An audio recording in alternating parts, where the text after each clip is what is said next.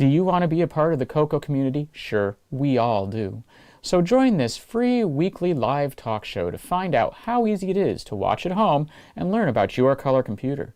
At the CoCoNation, more than 9 million men and women have participated in the community without setting foot outside their homes. And now at home in your spare time, you can see what's happening, or even join the discussion. Choose from any one of these segments: panel intros, project updates, acquisitions, Coco Thoughts, featured interviews and events, the Game On Challenge, news, Ron's Garage, Coco commercials, show coverage, panel goodbyes, or you can join one of our extra shows. You can choose from the Game On Challenge Live or Coco Tech. Join the CoCoNation right now.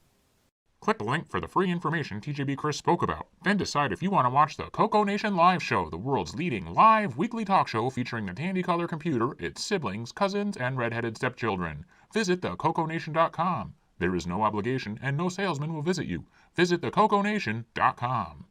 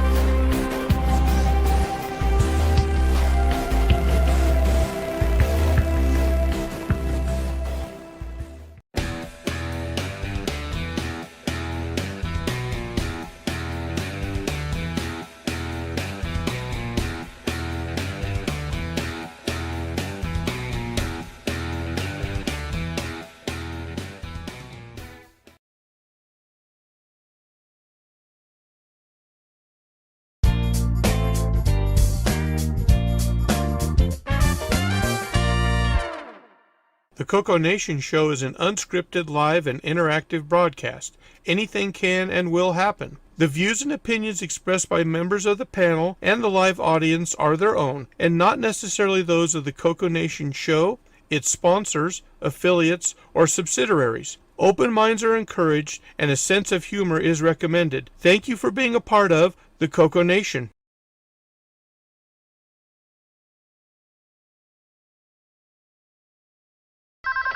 Radio Shack? Okay. What? The 80s called.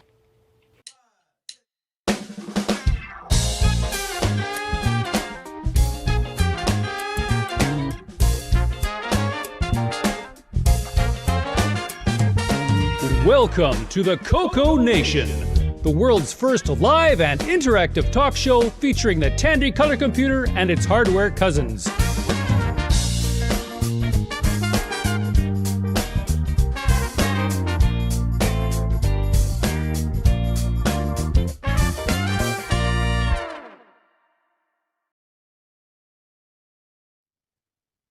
Hello, everybody. Welcome to the CoCoNation Show, episode 439.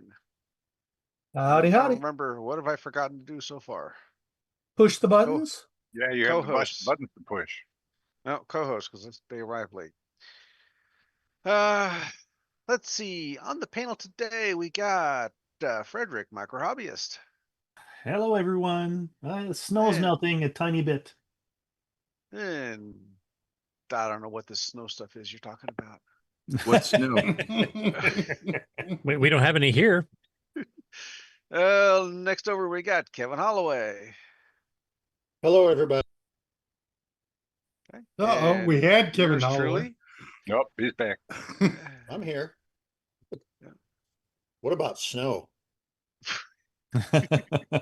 And another person who knows absolutely nothing about snow, Ron Deluxe. Hey, how's it going? Oh, Welcome. fine. And next row, we got Marco. Hello there. Hopefully I'm coming through okay. Rick Euland. You are. Greetings all. Hey, Ken Waters. As the weather's getting colder, I'm getting into Christmas with my Christmas mug, and it's mantra. Woo, woo. Ew, people. Yeah, buddy. That's for the audio listeners. Me, I refuse to put up any sort of Christmas decoration until after Thanksgiving. Exactly. Go. Thanks, prefer to- a month ago. I don't put them up until at least Christmas Eve. He's a mean one, Mr. Grinch. Shoot You some can take sparklers up there. It's Christmas. You could take the All wreath right. down the next day, right? Right. Next over, we excuse me. Next over, we You got can Nick use it. Parentes. Hey, I'm not supposed to be on the bottom of the list. What Yeah, am I well, doing Not halfway? you supposed to actually- be here at the intro. Let's do that time shift. Yeah, Yeah, I mean, must you're be. an hour early. Yeah. Are you sorry? He's I'll working be on at it. the- That'll come. At that'll the come end of later. the show.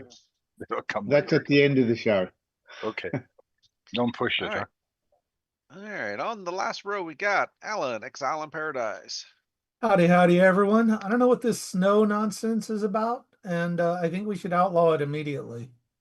Agreed. Here, here. There. Because when you see snow, we got problems. Yeah.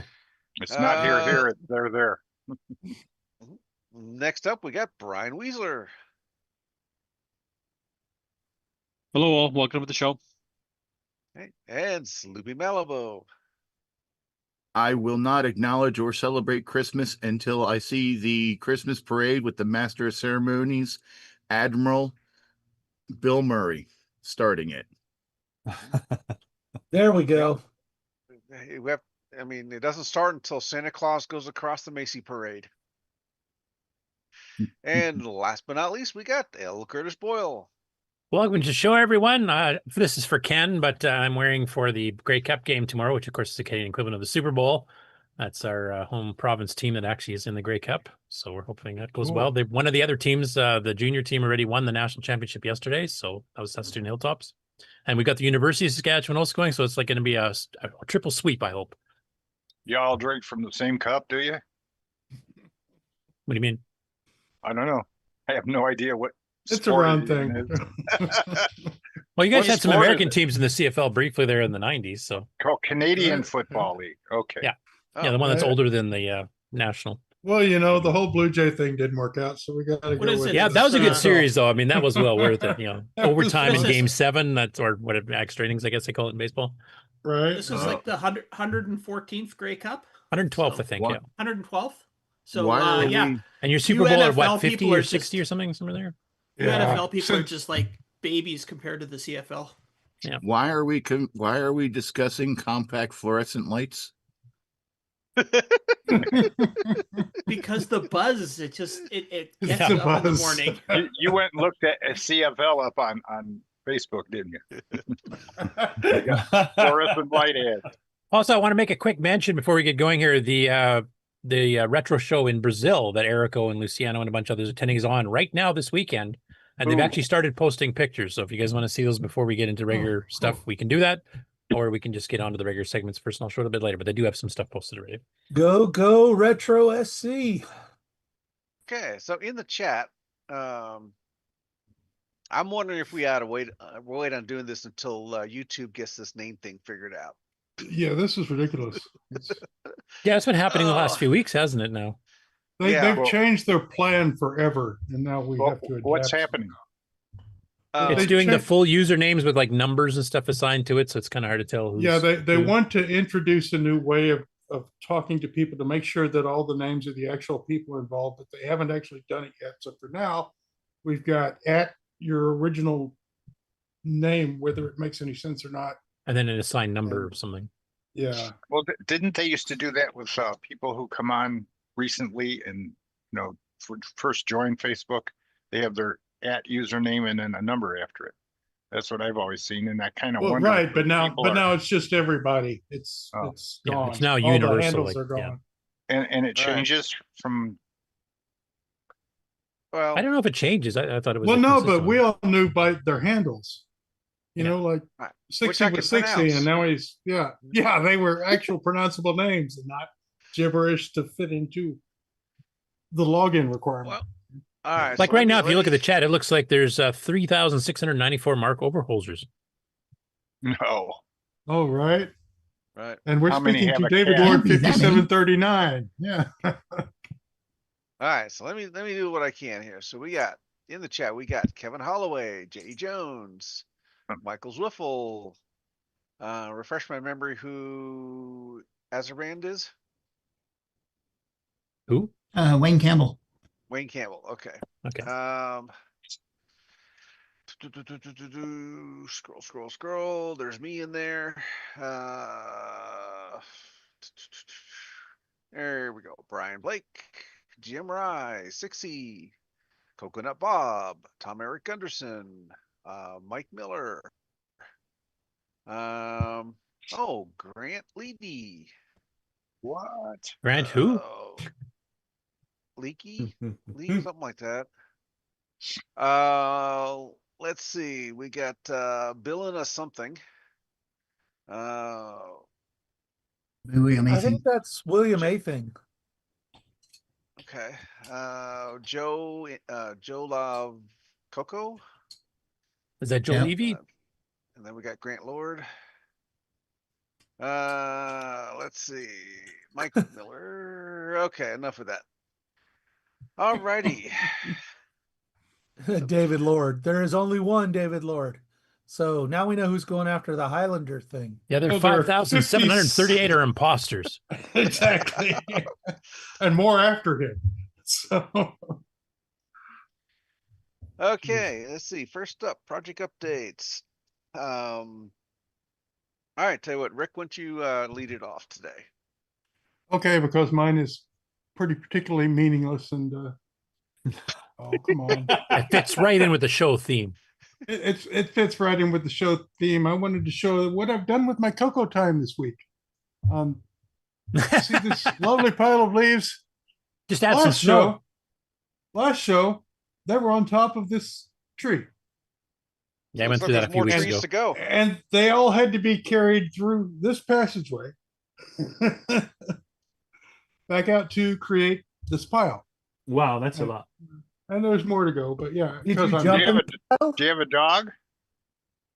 Sadly, no. I'd make the dog haul the tarp Well, the back and dog forth would with love the to leaves jump on in it. there. Yeah. You know what's missing from that picture there, Rick? What's that? 50-foot tower. Oh yeah, I have to settle with the little within limits. Well, you antenna must there. be in town because you don't have a car up on blocks. No, but I did put all season radials on it for winter, so I'm good to go.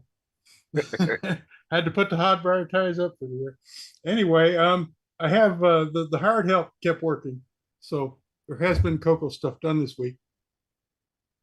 Wow, I just appeared. No one saw my clever pile of leaves. Yes, Wait, yes, yes. We saw it. Go back. Okay. Go back to that tall cabinet we were looking at. Okay. Oh, there's two of them. Nice. Yeah. Print. Couple of Model 80s. One of them has a 486. One of them stock. These were like 15,000 a piece when they were new. Wow. Yes, I I remember. really wish I could sell these for cost. Yeah. Now they're kept in effigy. Yeah. Well, I fire them up. I'll have to do videos on them. Where's Here's a the Vax Delmar in cluster. that pile? What's that? Where's the Delmar? Oh, Oh, it's in System the 5. front room. It's No wonder I can't get any floppy This is drives. the There we replicator go. room. about That's to go good. online. We're working on the Delmar right now. So that's fun. But this week I've been getting the leaves done because it gets cold today, cold through Thanksgiving. I think the leaf truck quits collecting by Thanksgiving. So if I don't want to haul all these dang things in the trunk of my Camaro, I need to get them out in the street. You know, all it takes is one match. You Problem should see solved. the pile of construction waste by my neighbor's garage over there. We may all never have a cleaning problem again if I did that. Let's see, just a bonfire out in the middle of the street. Well, yeah, from alley to street to, yeah, it'd be fun. I'd be out there with my sprinkler hose trying to Make some tamari. Okay, let's see. Next up, Fred. Yep. Well, remember last week when I mentioned something about having issues with PLDs? Well, I've had more issues with them, but actually I learned quite a lot. I learned that there is a limit, and not all pins. I told you that not all pins have the same amount of macro cells and whatnot, but product terms, I mean. So I decided to let's try to reduce things a bit. It was a bit too much, and I remember I had 4 chips and was trying to reduce things a bit. So I did, yeah, 2, maybe 3. I managed to fit into 3 chips, but then stupid feature creep came in, and I figured out how things work on PLDs. The more you work on it, apparently you learn. Figure that out. So, but now I'm down to not 4 chips, but 5. Just 5 instead of 4. Yes. Well, at least they're specialized chips, and I've managed to do a software selectable speed control with 4 speeds. You start with the 16 megahertz crystal, which will divide by 2.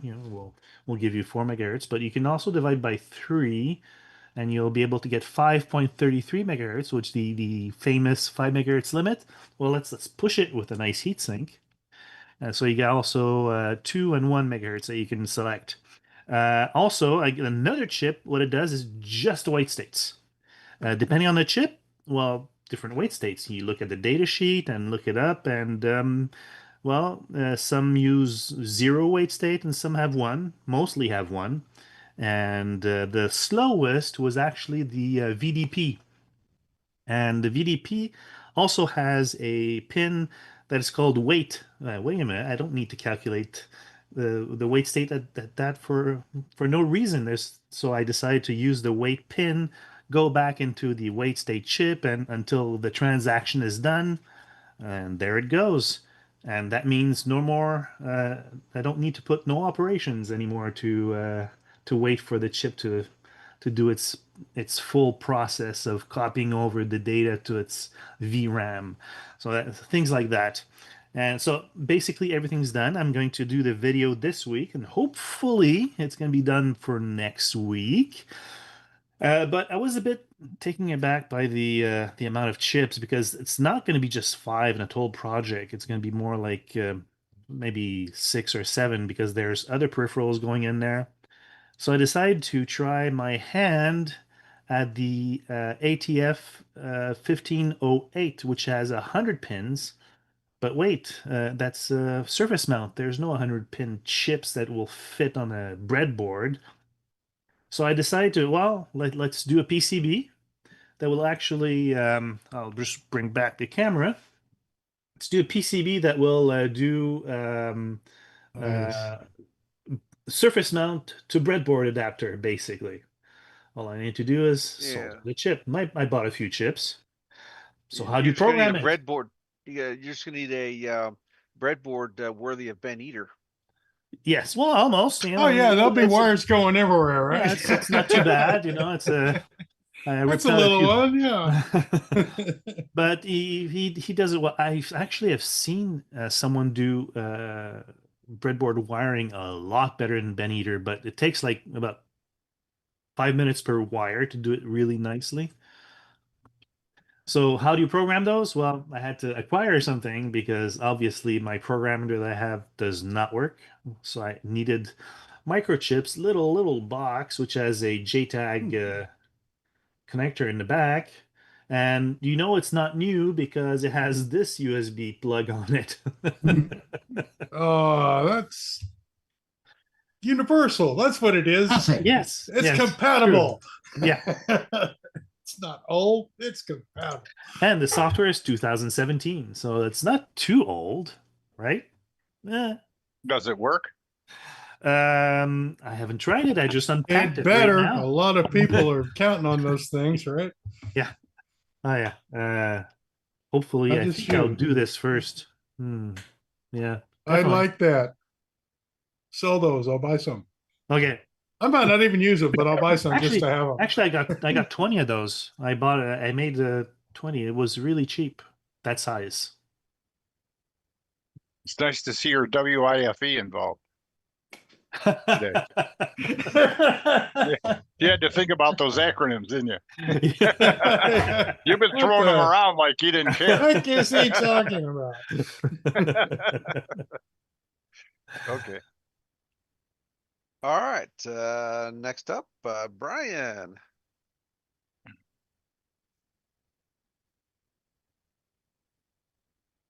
Brian, we And never around see comes your the camera. WIFE. Voice. No, we can't hear him. That's why. Okay, there should be you go. coming through now. So, yes. Anyway, Yeah. okay. So a few months back here, I showed a monitor stand that I got. It was one of those that Radio Shack sold. It had the the wood top and the aluminum or steel that was bent into a U shape. And James Jones had chimed up saying, "Do you want another one?" Well, I met up with James this past week because I was down in Des Moines for work, and the one that he gave me was in much better shape than the one that I got. So because this one, mine had a chewed up corner and a little rusty. It was missing these little rubber tabs on the front right here. So yeah, this one's in really nice shape. So I really appreciated that. This is going to be. I love these things. I've got one. I They're think they're hard to. I've Yeah, they gotta don't come say, up on eBay. Yeah. It looks similar. It looks simple to build, but it's not, because I tried to make one of those out of mild steel and it doesn't happen. There must have been a man with a torch hardening the back pins and special steel legs to hold the monitor weight.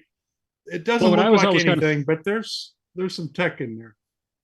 What I always kind of liked about it is the Coco would fit really well right here, and this leg slides really nicely underneath where the multi-pack, which would set over here. Oh, right. And your Coco, so this would set really nicely, and there's enough room up here for your CM8 and your Coco and your floppy drive could still set up on here. So that part was kind of nice. So yeah, when I get the space all finished the way I want to have this one and the other one all set up with some Coco 3s. I just thought it was interesting. I could never emulate this solution because you needed some kind of prop in the front on the multi-pack side. Right. Because the mild steel would give after time. Where did it go? Oh, lost the piece there. Oh, shoot. Where did it go? I had it sitting right here. On the floor, under the desk. It probably is. It probably is. It's here somewhere. I know it is because I just had it in my hand. So, anyway, I'll show it to you anyway. So, you guys ever heard of Howard Medical? Sure.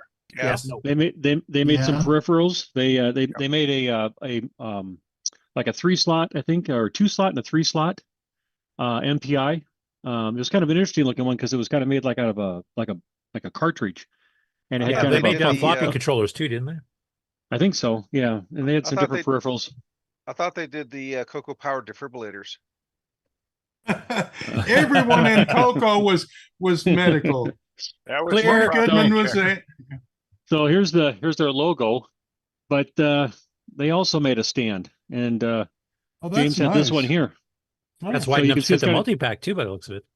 Yeah, and so it's kind of that smoked brown glass, that they used back in the day, and Yeah, this is melted about this is plexi a, stuff. yeah, this is about about 3/8 of an inch thick. That's Unfortunately, acrylic. this corner broke here, but he has the piece, and I got it here somewhere. I think I had it set in there, and I think when oh, there it is. I see it right here. Hold on, right here. Call Okay. them windshield guys. They'll fix it. So here's the piece right See, there, and so that's the part that no one could make work right. That's why the candy stand was so magic.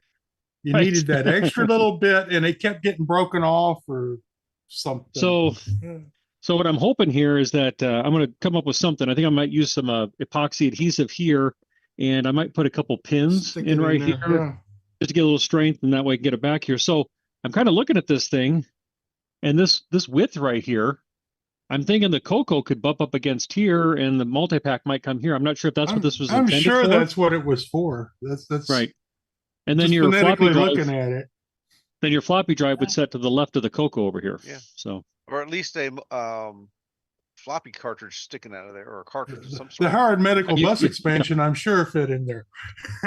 Exactly. They did sell Exactly. one. That was the right. like the Yes. 5 It slot better. one or something. Yeah, the Tandy multi-pack won't work, but hey, we have a multi-pack that'll work for you right there. So yeah.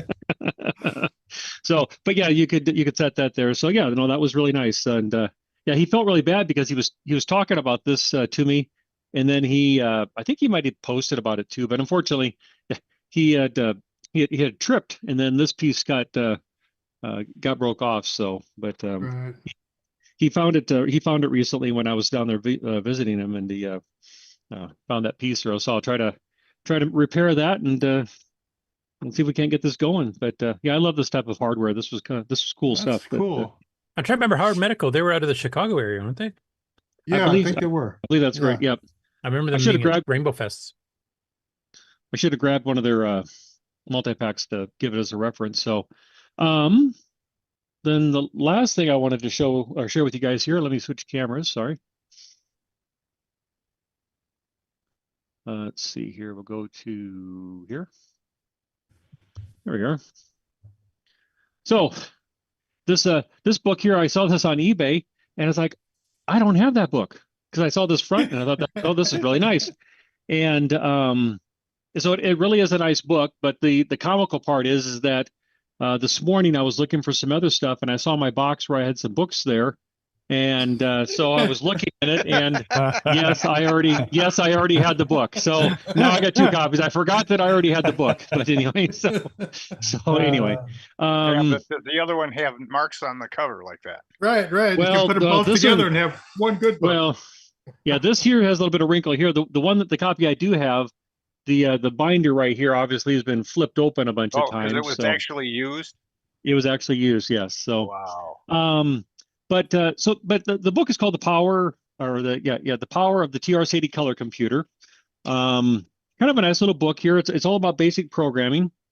They have a section here is on games and puzzles, graphics, business and financial utilities, and it has some different examples. But the thing I really like about this book here, when you go into the let's see here, when you go into the game here, the back of the chapter. So here's the program, just a short little simple basic program. But what's kind of cool about it is that the first part of each program, they break down every line, and kind of like when you have comments in a program or REM statements, they break this all down and they tell you what each set of lines is doing with the program. So I thought that was kind of cool, kind of a nice way of explaining, like, okay, this is what this line is doing, this is what that line's doing, that sort of thing. So, and it does that throughout the whole book there. It says, line 10 does this or whatever. So, but I wonder if the author was a teacher. Yeah, I was just going to Maybe. ask, like, who published this and who are the authors? So this would have been published by, written by John Sharp and David Bolton, published by, what was that, Thomas, some better than me pronounce that name. Can you guys, is that zoomed in enough there? No. It doesn't come through, but it doesn't matter. Publisher's a publisher. Focus. John Sharp. Thomas. Yeah, your Zola? guess is as good as mine. Zolcha. Zolcha. Zolcha. So anyway. I haven't heard of any of those people. I don't even remember this book being advertised.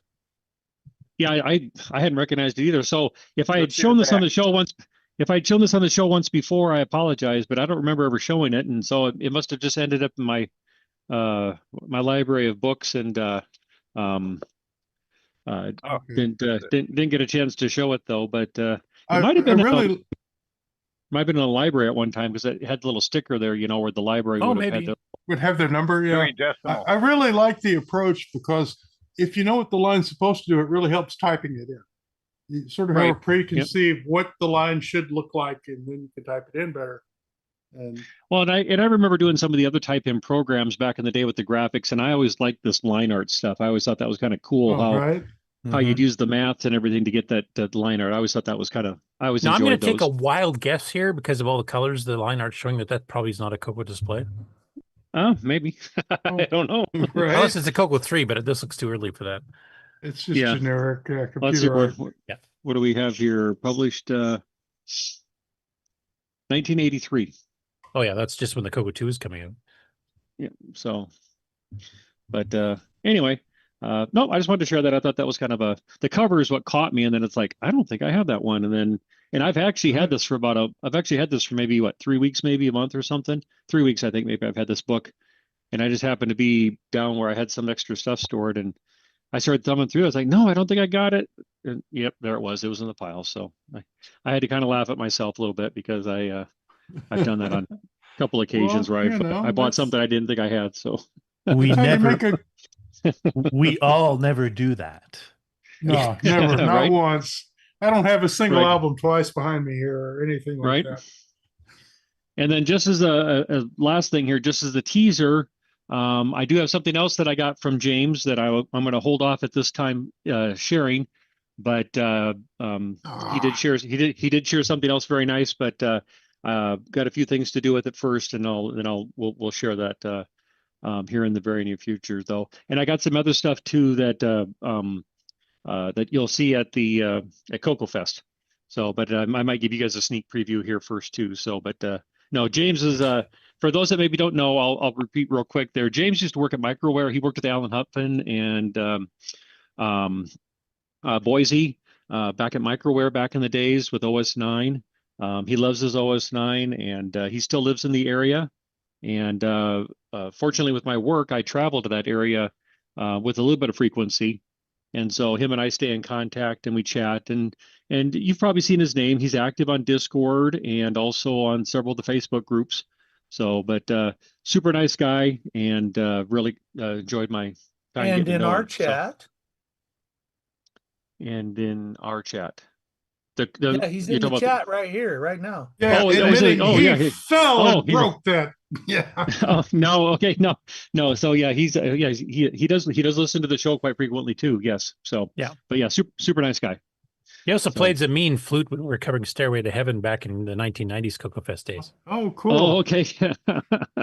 So, but yep. So I got some more stuff to share coming up here, and like I said, some of it's going to be you'll see it at Coco Fest. So,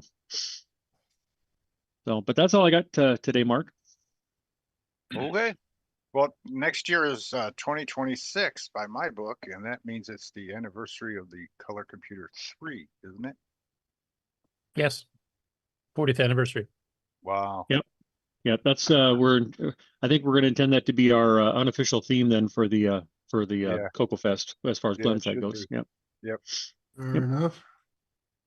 And also the 40th anniversary of OSN Level 2 for the Coco 3, so that should be part of it too. Just saying, right? Just saying. Hey, Curtis is back. First time the gimme showed up. Right. So the number 40 should be on a t-shirt somewhere. Yep. All right. Any other project updates? Nick, are we going to mention your little update? What's my update? 1.1. Well, I thought it was in the Game On news because. Well, it is, but I just didn't know if you wanted to just make an announcement ahead of time because we're. Not really. Updates, no. So I'll wait till the Game On. So that's not a tease at all, is it? No. It's something that's it's better forgotten. Doesn't 1.1 mean there's an update because of maybe a bug? No. Actually, the story No. gets worse than that. So I'll talk No. about that. Feature enhancement. There we go. Okay. Reality You're gonna- enhancement. You're going to be double sorry at the end of this one. Probably will. Okay, well, if that's it. Do you want to do our first break and then jump in the news? Or do you guys want to do Sure. game on? I don't know what anybody's schedules. I kind of joined the pre-show a little bit late, so. We'll do game on. Schedule. We didn't talk What's about that? anything. Yeah, Oh. What are those? Yeah, let's do the game We'll on do- first. We'll do game on so I can get. Because I rid didn't of get a the chance to watch it inevitable. at all, so I don't even know what happened. Okay. So catch me up. Yeah, game right. on's like a break anyway. Are you ready, right? Sloopy? All right, here we go.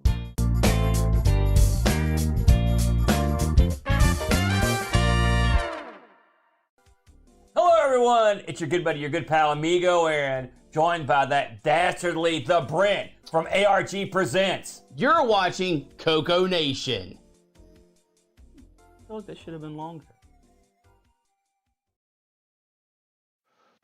The CoCoNation Show would like to thank the following patrons: AC's 8-Bit Zone, Alex Gare, Alan Huffman, Barry Tompkinson, Boysen Tech, Brendan Donnie, Brian Walsh, Brian Weasler, Karen Askham, Coconut Bob, Daddy Burrito, David Ladd, Derek Smithson, Diego BF109, Don Barber, Eric Canales, Frederick Segard, Glenn Hewlett, Graham Wabke, Grant Leedy, Henry Gernhardt, Henry Strickland, Jason Warrens, Jeffrey Drywater, Jim Mullis, Justin Larson, Ken Reichard, Kevin Holloway, Michael Hill, Patrick Euland, Paul Fiscarelli, Paul Shoemaker, R. Allen Murphy, Richard Harding, Rob Inman, Rocky Hill, Steve Bateson, Terry Trapp, TJB Chris, Tom C., Tom Gunderson, Tom S., William Athing. Thank you so much, patrons. If you would like to support the CoCoNation show, sign up at patreon.thecoconation.com. Hey everyone, I'm TJB Chris, and I'm watching the CoCoNation live show, and so are you. And probably shouldn't be pointing that thing at you. Enjoy!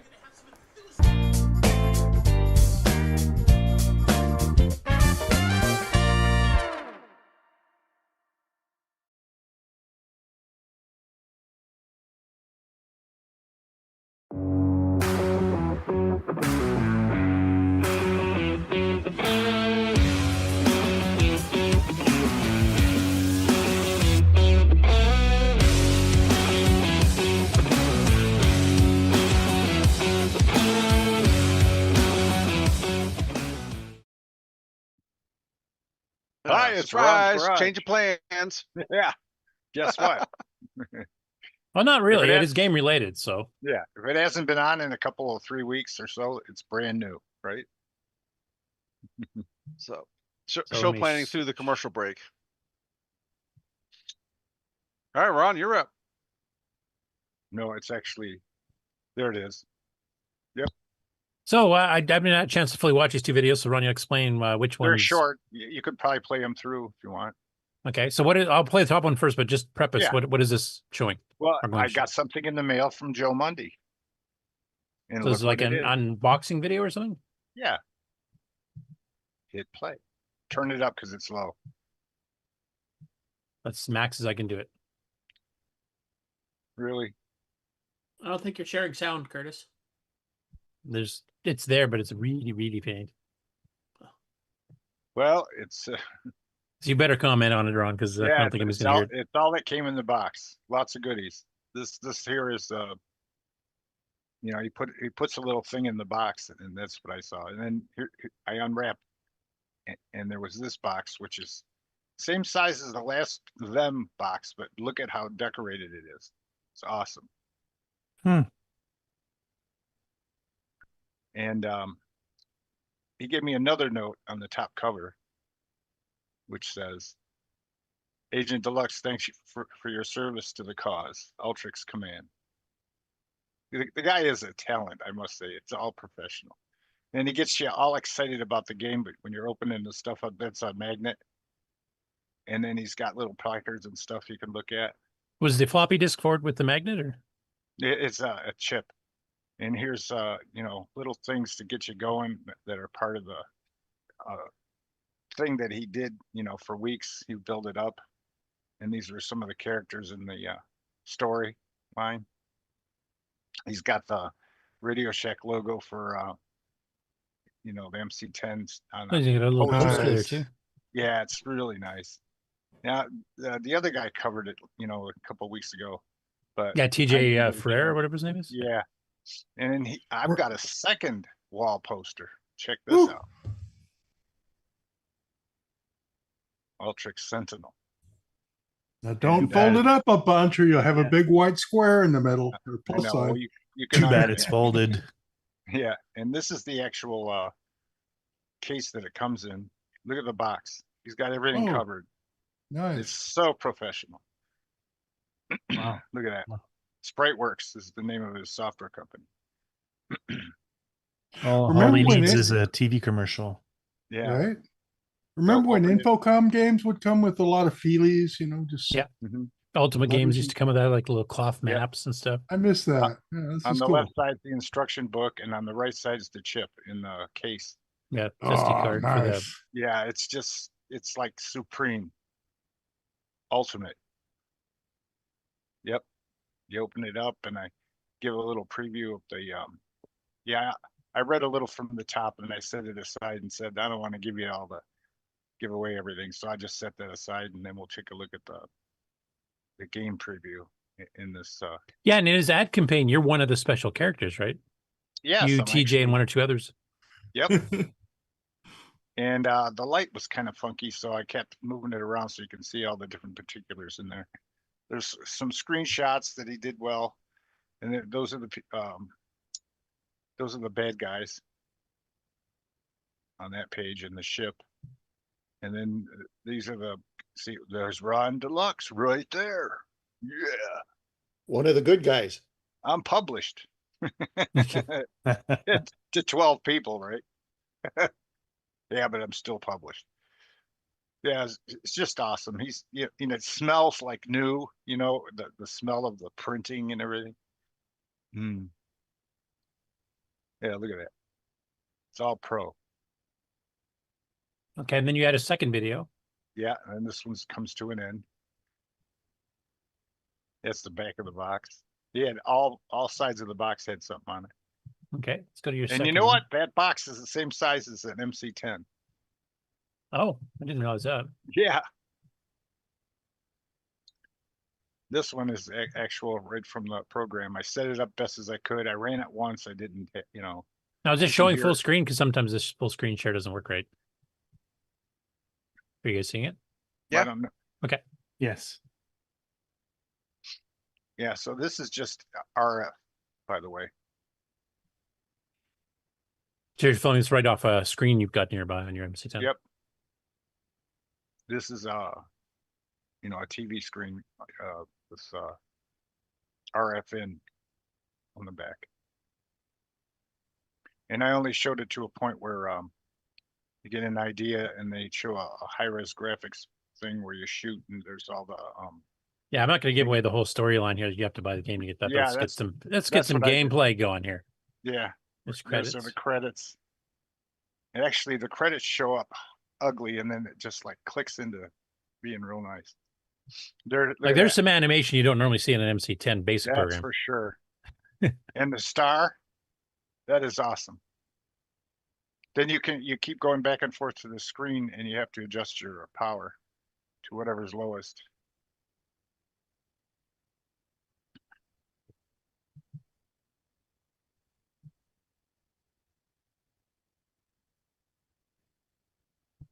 Yeah, and this is a really funky part. Look at all this stuff going on. And then you can shoot.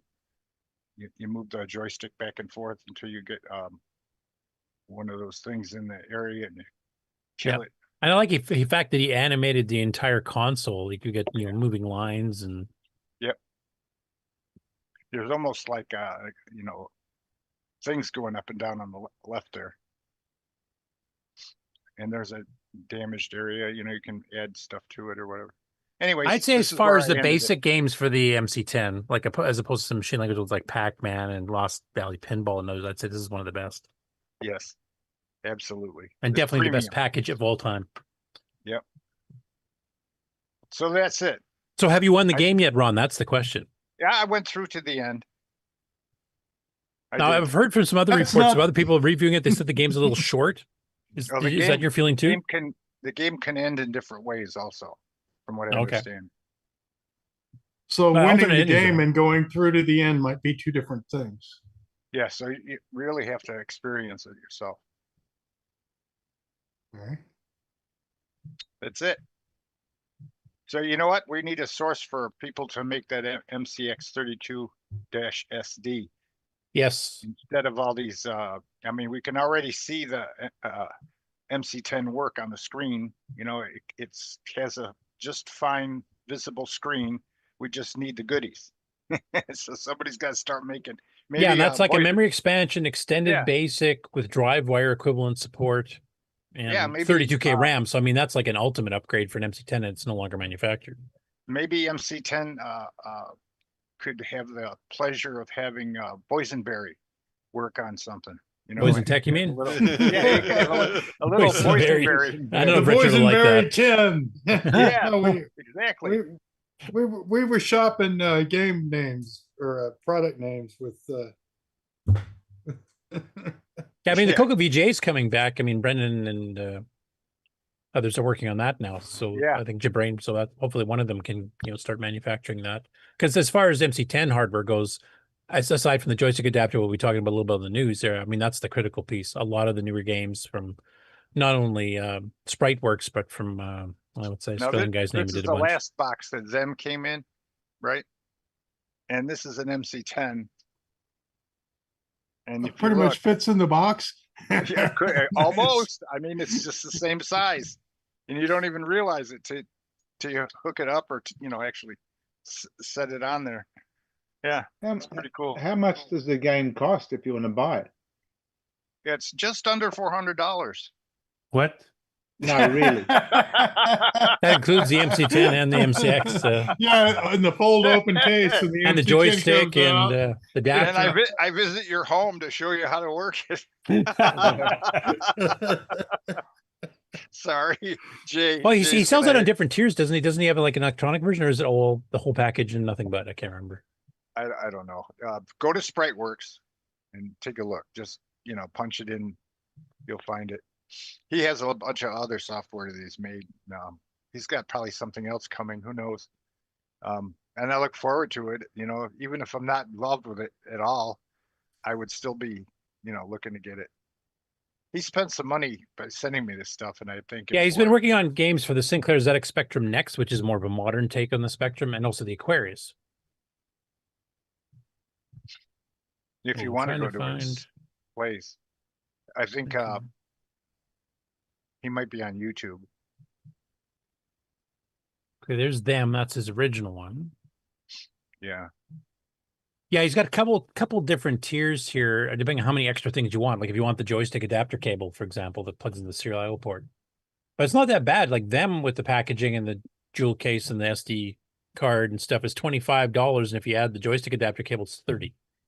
Yeah. I'm just trying to find the one for us, though. I want to see what. I wish he'd come on the show. I gave him the credentials to get on, and I asked him to come on, but yeah, he's kind of, I don't know if he's shy or what, but he can sure do video well. So I said, shoot us a video. That'd be Yeah, good. that'd be great. Yeah. And he must know his stuff when it comes to programming. Look at what he did. Obviously. Yeah. Yeah, his actual main Spriteworks site doesn't even have us on it yet. Yeah. All right. It really is. All right. Thanks secret. for having me on, guys. Appreciate it.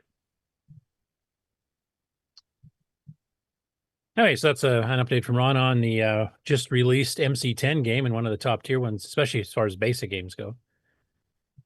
I suspect from watching some of that scrolling stuff, like the ships and stuff on the intro, I'm suspecting there's some ML routines in there somewhere. Oh, yeah. Yeah. Okay. Time for the high score challenge. I think it's called Game On.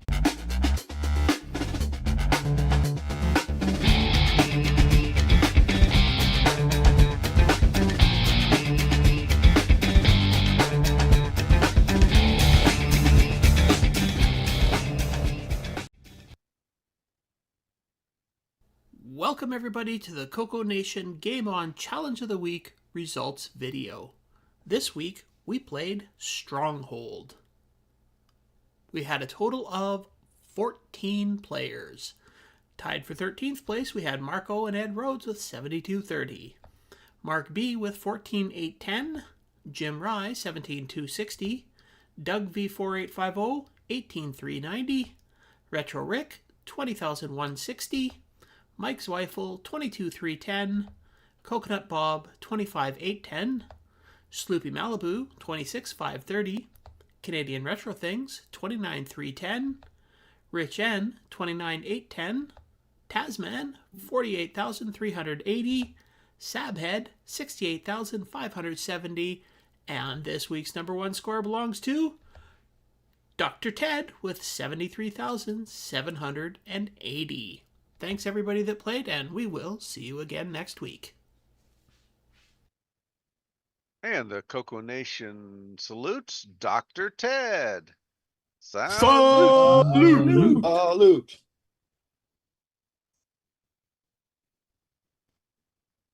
There's Ken flails at his camera. Am I back? You're back. Your flag is back, but yeah. Okay, my internet just crashed on me, and Yeah, you went gray for a bit. We now have a your flag, Canadian flag logo and your voice are working. okay, good. Oh, there he is. There. He lives.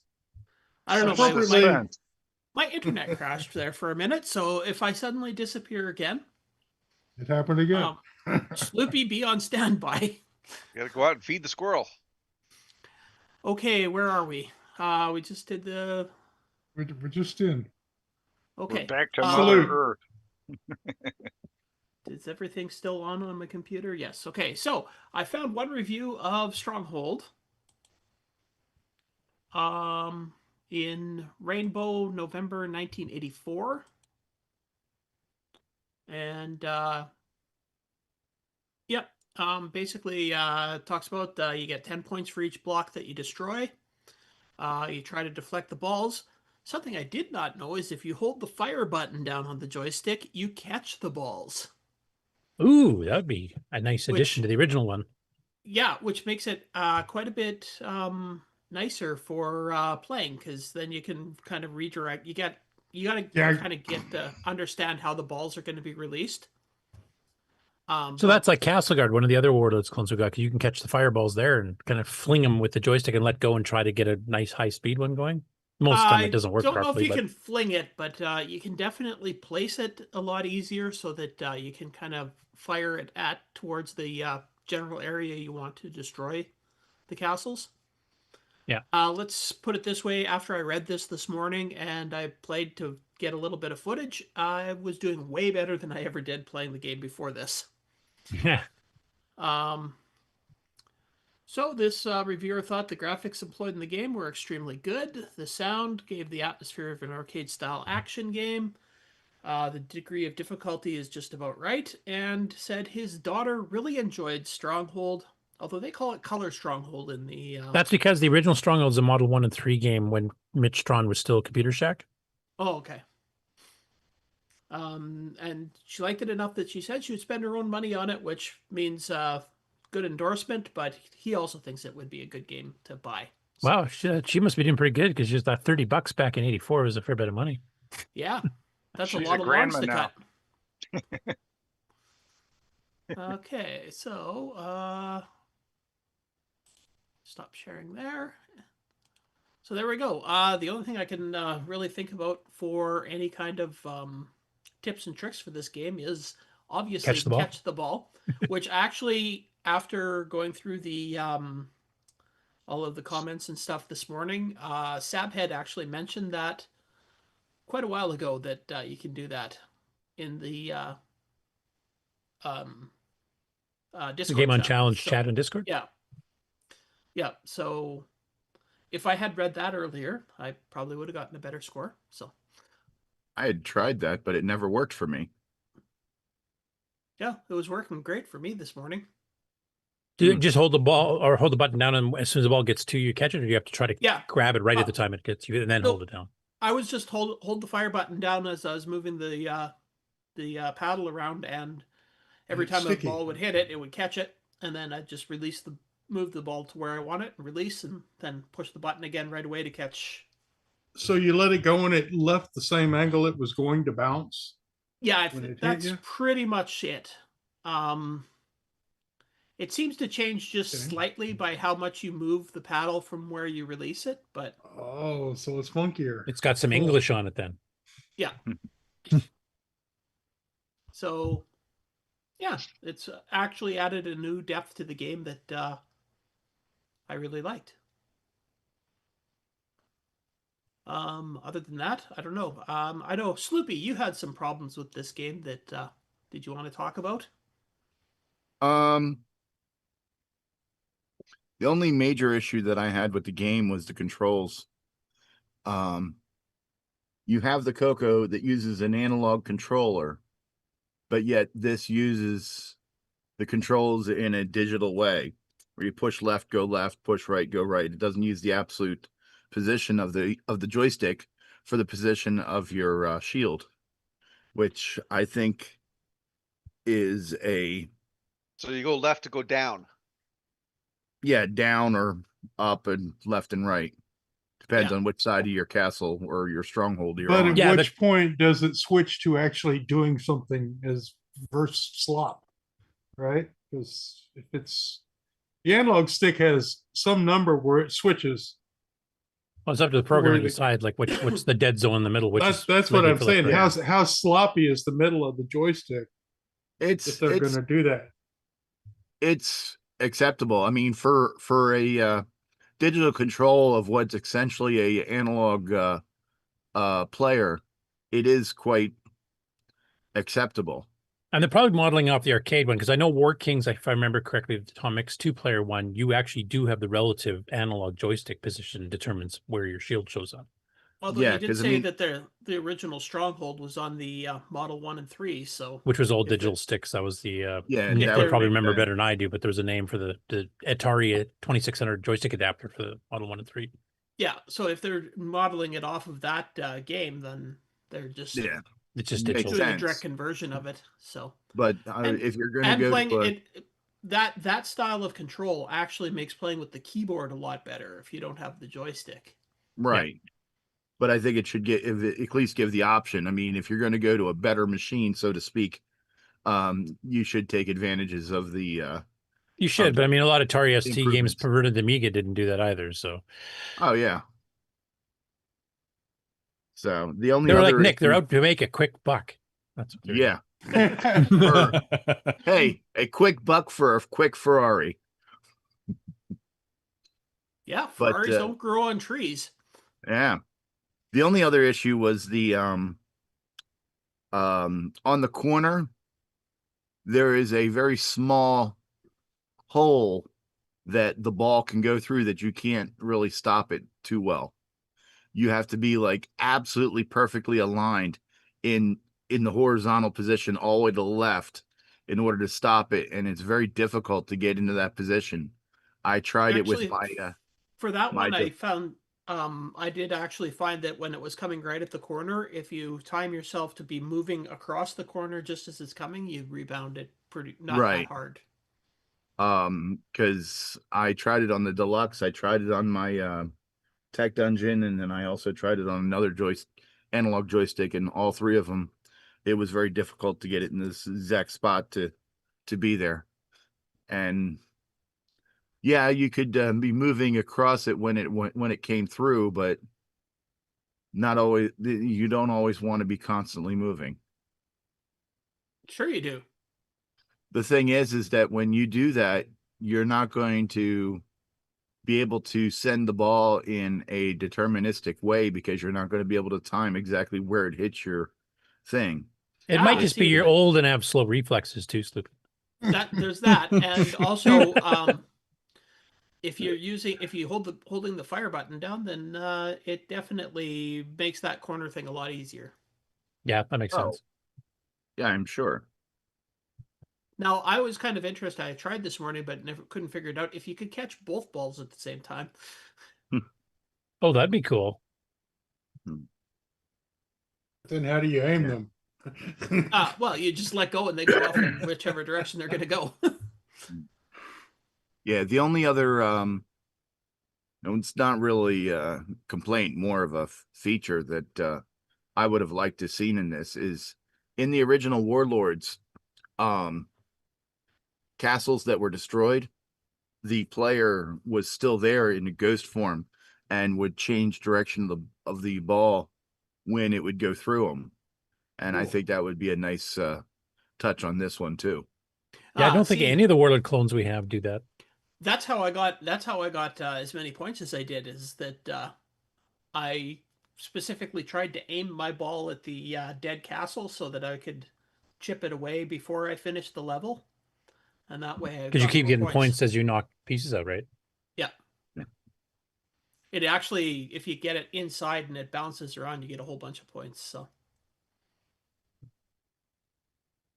Yeah, I would get a lot of points by bouncing around because I didn't intentionally try to do that. It just did it for me.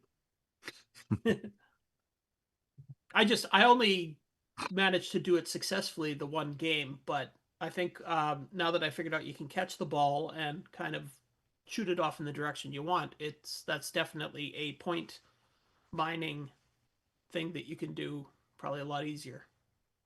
Yeah, I also found that opening it up made it easier to get to other points, especially like on the far side of the left strongholds, because then you'd be able to bounce it across the screen and get it so that it would go in there, so that it would attack the far side, because the other players would usually try to be closer to you when you had one of the enemies had been destroyed. I also noticed that the enemies would usually fixate on one of the balls more often and would switch between them, so that they would track the one ball for a good 10 to 20 seconds and then track the other ball for 10 to 20 seconds and go back and forth like that. So if you were able to get the ball that they weren't tracking over to where you could access their walls, you could take them out pretty quickly.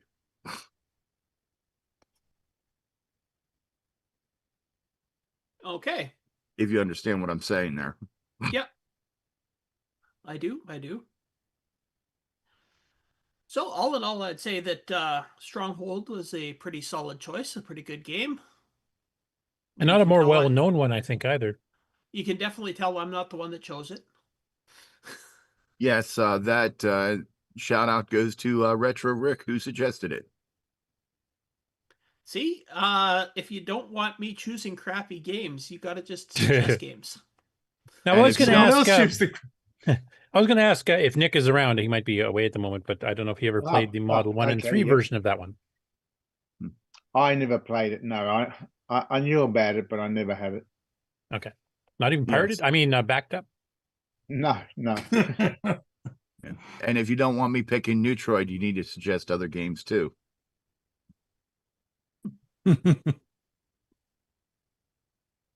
All right.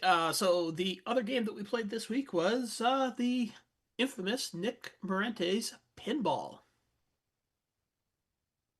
And been a bit of action this week with pinball.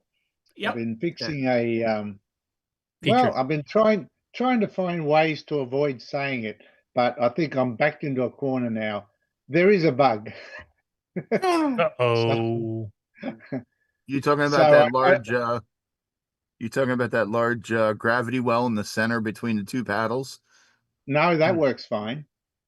Hey, Nick, don't beat yourself up. First time in 40 years, that's not so bad. No. That's not so bad. No, there is a bug where the ball can get stuck sometimes at certain points, and it doesn't do it very often. Like I haven't been able to see it myself actually, but it's been reported, and I thought I fixed it. I might have fixed it partially, and I released an update so that anyone who's purchased it can go and just re-download it. if you purchased it, you don't have to purchase it again, of course. You can just download the next version. No, but if And you make the them next purchase I'm it sure again, Nick you wouldn't could get complain another if you did Ferrari. buy it again. Yeah. Right. If you wanna.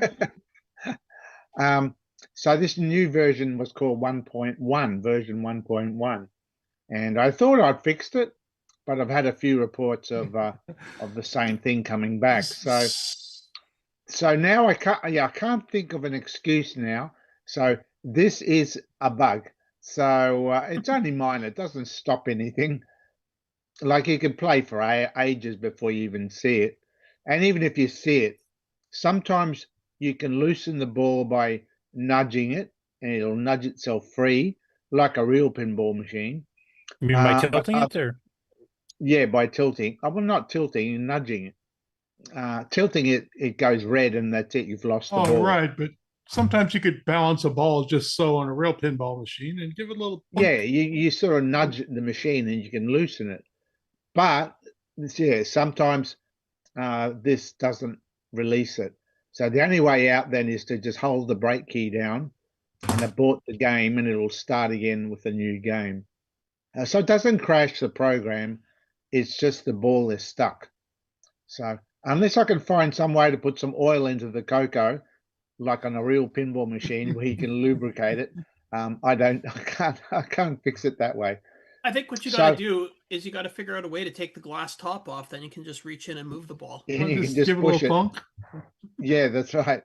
So I do have another idea of what could be causing it, and I'll do that update over the next few days. And Nick, yep, there's a program that FreeCAD has a problem where sometimes its sketch gets broken, but the program doesn't know why it's broken. So someone wrote a script that just jiggles all the points so the loose ones get out of the way. You need a ball jiggle. So you can, like, if you bump the table just so it just jiggles the ball regardless of what the physics would be. And that would move it out of the spot where it's stuck, and it would start rolling again. By the way, Michael's wife was reporting in the chat here, Nick. He says sometimes it freezes in the middle of the game in 1.1.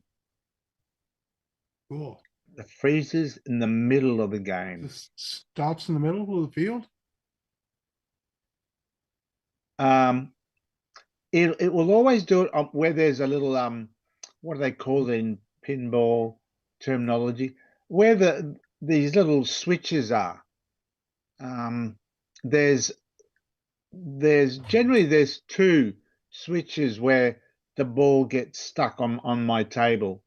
So it's dealing with those switches. It gets confused, or not so much confused, but it sends the ball, and the ball goes beyond the borders of the little barriers, and it gets stuck. It can't get it out from that barrier because it just can't remove the ball. The trick is not to let it get beyond the barriers. So I've got an idea what might be causing it, but when it does it, I can't replicate. I haven't been able to replicate it. But then again, I'm not that good a player either. So anyway, I'll be fixing that up. So there will be a version 1.2 released, and I will let everyone know, and they can just download it. People who've bought it can just download the update. Other than that, there's no other bugs now that I've seen. Download's nice. Yeah. Otherwise, it works quite well. If you chip this on CD, it'd be a nightmare. Instead, hit HIO again. Grab the new one. Yeah, it's a good thing with itch.io. I can always just put one update, and then everyone has got access to it. You got it. Yeah. Very nice. But yeah, I've got. They have suggestions about using a watchdog timer type thing, where if you're hitting the if tilt you get left, hung tilt right, forever, it just kind of okay. the longer you're doing it, if the ball isn't moving, then you can just start lessening the chance of actually tilting it completely. Move the dang ball over 5 pixels or something, and it'll let go. Right? Well, nudging the ball does effectively do that.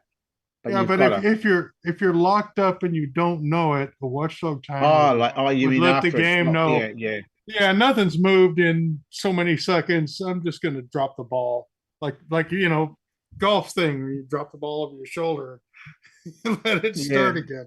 Well, that's fixing the bug after the fact. I'd rather fix it. Well, yeah. Before, so, and I have an idea of something, so I'll be implementing that over the next few days. And Michael Zweifeld, do you have a specific circumstance where you said that it freezes in the middle of the game in 1.1? Yeah, that sounds like it's not the ball getting stuck. It's just like the game's freezing up. So it would be. Is there any details as to how you did that? I don't know what he means by it freezes. We'll probably have to wait for him to get to. They're about 30 seconds behind the chat from us. So. Also, for those who have not seen it yet, I'm sharing Nick's little blurb about it from Facebook. Blurb. Yeah, he says in the center. Well, what's the center? I mean, what? Yeah, does the ball stop going? Is it just like it hangs up when it's not hung up on anything, or something weird like that? It sounds interesting. Yeah. Yes, I'm not sure, but so this is Nick's I game. wonder if it's getting hung up on the magnet trap the same way something it's like hung that up on those pins. There is a thing there, right? Even though there's no There physical is, but thing, there is a thing there. Yeah, there's a magnet thing in the middle, but I've never seen. The thing is, it redirects the ball, if I remember right, to wherever the magnet more spinner is. redirects it. I mean, I can understand that maybe you could get a situation where it maybe slows it right down, but it will always fall back downwards, like the gravity will pull it down away from that. The magnet's too tough. Right, he's saying the ball gets stuck. In chat here. I've never seen that. That's extremely rare. Yeah. You've made a whole new bug with the bug fix. And really, what you can do there is maybe keep nudging it till you tilt it, because tilting is supposed to effectively turn the power off, like a real pinball machine, and the magnet should, I think, turn off, and it will just drop the ball and you lose the ball. So yeah, when he says it gets stuck, if it's in the magnet, which like I said, I have never seen that, but just try tilt the table, and does that release it? Okay, no, he's just clarified in there. He said, no, I mean the ball got stuck, so it's basically the same old bug. Ah, it's the same. Oh, good. Yeah, but in the middle of the table, so that would be the magnet. Wow. Which isn't a physical thing, but you could get stuck on it, I guess. Yeah, what part where does it get stuck? Like middle, there's a lot of points in the middle. There's a lot in the middle, I suppose. That's right. Yeah, where do you mean the middle? Around Welcome the to magnet? Coco Debug. Yeah. With a 30-second delay. If he could take a snapshot of the screen when it is stuck, that would be that might help. A clue. But you can see that picture there now that is on the screen now. There's a switch on the left where there's an 80. It's halfway up on the left. See that little switch on the left in that corridor? It gets stuck there. Okay. And also on the right in that little tunnel with the 60. And they're the only places I've ever heard people reporting that it gets stuck. That's funny because real pinball machines would get stuck on those rollovers just like that. Wow, that's why I thought my excuse of saying that I've got the realism too high. Yeah, you got the realism factor up. Turn it down a little. I mean, that's totally bogus, of course. But or put oil in the cocoa so the dang things don't hang. It worked. Yeah. It worked worked for me for a day. We have a So, comment yeah. here from Brian Blake in the chat too. He says, in my case, the ball was stuck middle vertically and all the way to the left, like it got stuck on the leftmost 80-point trigger. Yes, that's it. That's it. That one, yeah. That one is the one I've had a few reports on. So I'm aware of that one. Yeah, I think it's probably still that same thing. So it's if I fix it once, it'll fix it Fix for it all, everything. yeah. But it's just, yeah, finding the exact situation that causes it. And unfortunately, I'm not good enough to play it to try to mimic it. If I could get it to fail consistently, that would make it so much easier. But I have not seen it fail. Not in that. So That I could am depend relying on- on the Coco community to let me know when it happens, and Right, and why? and I It could go depend by on that. ball speed and all. You know, maybe it only happens when the It ball's could do, yeah, it slowly could do. going by. I know there's so many analog settings that it could be a variety of things causing it, or maybe I'm just it's masking it. I don't know Well, which analog situation is causing it. So that's the game on challenge. Break Nick's game and figure out why. That's Let us right. know when you That's win. right. This is the greatest game on challenge ever. Find the bug. We Prove know Nick it's wrong. here. That's Figure right. out why it's So, here. Anyway, I'll be uploading a version 1.2 when I 3, 4, can 5. sort this out a bit, and then people can let me know if I finally nailed it. And that's it. It's going well. I thank everyone who's already purchased the game, and thank them for their support and all that, especially those who paid above the asking price. Thank you very much for that. I'll just keep persevering to try and make this bug free, I guess,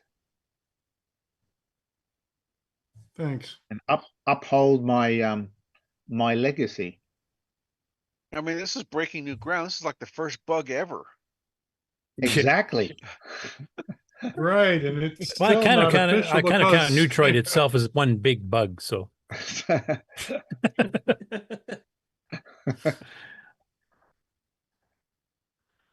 All right, so yeah, I guess we've talked a bit about pinball then, and we'll be playing that for one more week. So Nick has one more week to make the game. I have one more week to fix it. That's right. Yeah. So Brian Blake has said he put a picture on Discord as to where it's Oh, happening. It's excellent. like the ball I'll have found a a look at that. partial hole. I'll have a look at that. Okay. And have you got any gameplay footage to show? Ken? Yeah, I'm going to fire up the gameplay from Thursday night, and Sloopy can talk about that. If I can find it. Okay, where did it go?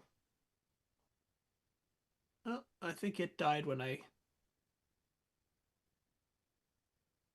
couple of comments on YouTube while you're looking that up here. Brian Blake said the pic I put on Discord, it looks like the ball found a partial hole in the pinball machine. Now, yeah, I'm just trying to find that picture. And Aaron's mentioning they'll be covering pinball in the Coco Show early next year because it was actually the next one picked by the game selection committee. Right. I'm looking at the Brian Blake picture. That's still jammed on that 80 switch. That little switch that we just looked at before. So it's in the same position. Okay. Yeah. And when you say it's in the hole, it's yeah, I know what you mean. It looks a bit like it's in a hole, but it's not. Actually, one thing that I don't know if we can get into any technical stuff. I did get someone ask a few technical questions, and I thought it might be a good place to answer it. If I can just find the question. Show the video and I'll see what I can do on my end. Okay, we'll talk about that as soon as we finish talking about the game on challenge live. Okay. Sloopy, are you Business here? first? Bueller. Sloopy. Oh, that's me. My bad. Do your bit, man. Welcome to the CoCoNation Game on Challenge Live, where, oh, wait. That's wrong script. Sorry. Where am I? Yes, we had another great episode of the CoCoNation Game On Challenge Live.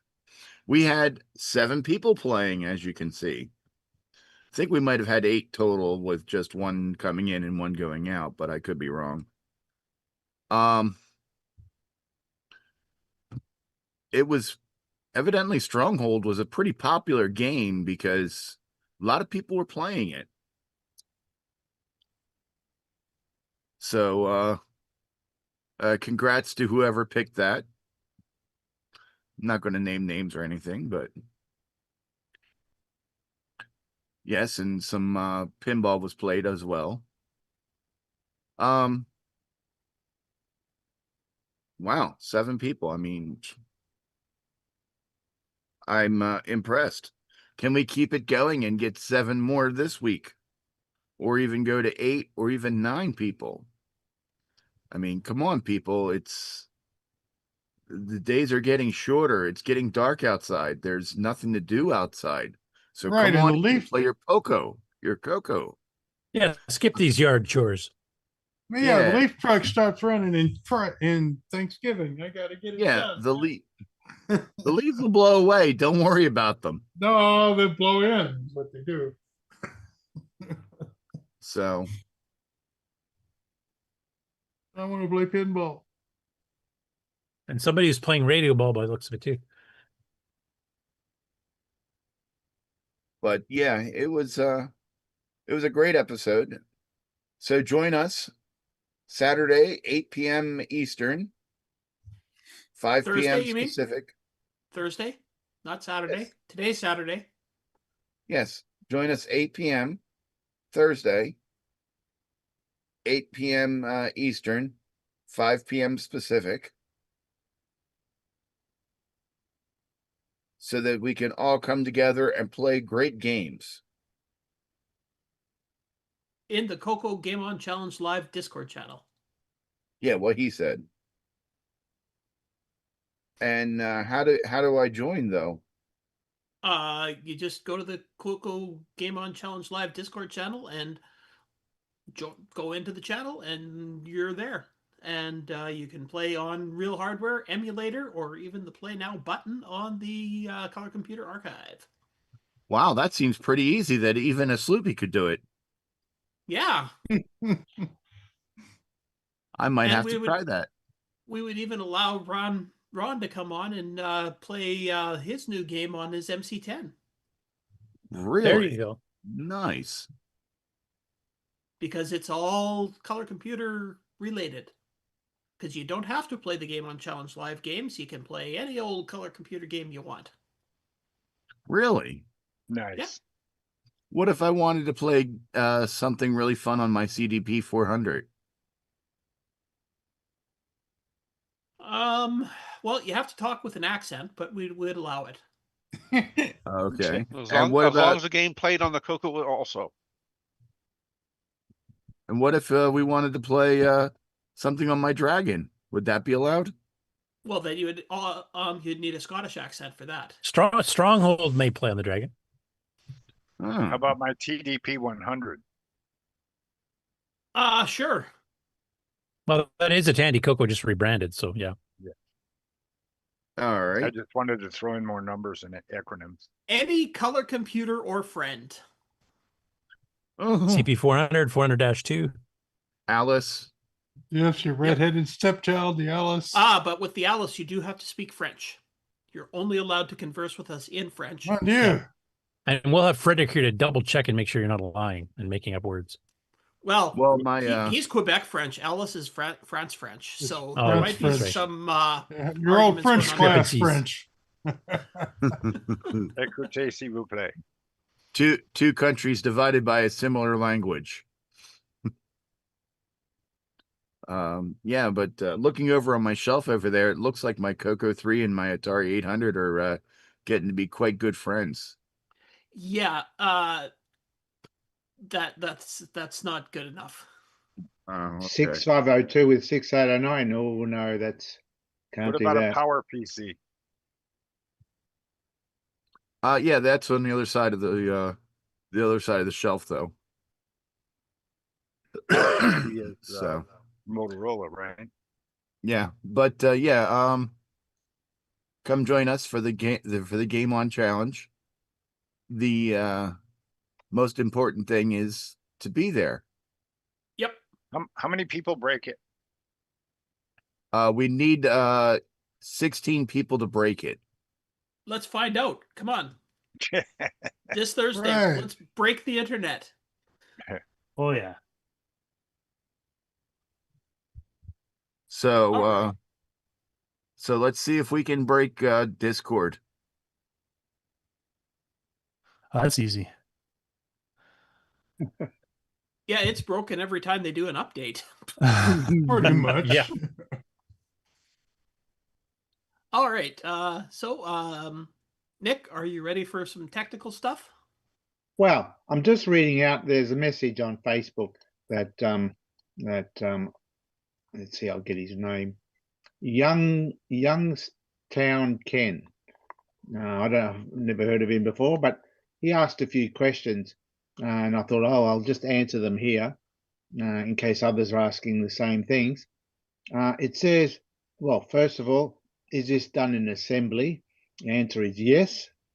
Is it done with a block of RAM that only gets updated for the moving objects, i.e., do you repaint only the affected areas of screen as the ball moves? I'm not sure exactly what he means, but it's the game uses two graphic pages or graphic bitmap screens. One bitmap screen is what I call a collision map, and the other one is the actual overlay map. And each one is like a double height screen, taking up roughly about 50K for each page. That's 100K of graphics that it uses to do the game. Now the game, the computer itself uses that collision bitmap screen to work out where the ball is going. The overlay screen, which is the one that's got all the nice graphics, is what the player sees. So each of those bitmaps scroll in sync at the same time, but the player sees the bitmap, the overlay screen. Yeah. The computer is looking at the collision screen. The collision screen is basically the same table drawn in a more like a skeletal layout, using different colors to signify to the computer what sort of a surface that is, whether it's the ball is going to be muted when it hits it, or it's going to bounce more, or that sort of thing. But So your hit boxes actually have colors that tell you what they are when you hit it. and the color. This is a bouncy one. This is a. That's cool. right. Yes. This one deadens the ball, or yeah. So the player doesn't see that. The computer is looking at that. The player sees an overlay, and it basically it overlays over that collision screen. The computer is not actually looking at that. The player is only, and the ball, which is a software sprite, is being drawn on that screen, on the overlay screen, but it's being calculated via the collision screen. And there's actually, the ball is a sprite or software sprite. The paddles are software sprites, the two paddles that the player controls. The score display and the remaining ball display is a software sprite as well, because as the whole pinball table is being scrolled up and down, the score sits overlaid in the static position over the tables, so it's like a sprite. If that explains all his question. And he also says, how did you get the vertical scrolling? The Coco 3 has got hardware scrolling. So I do scroll it using the Gimme chip hardware scrolling.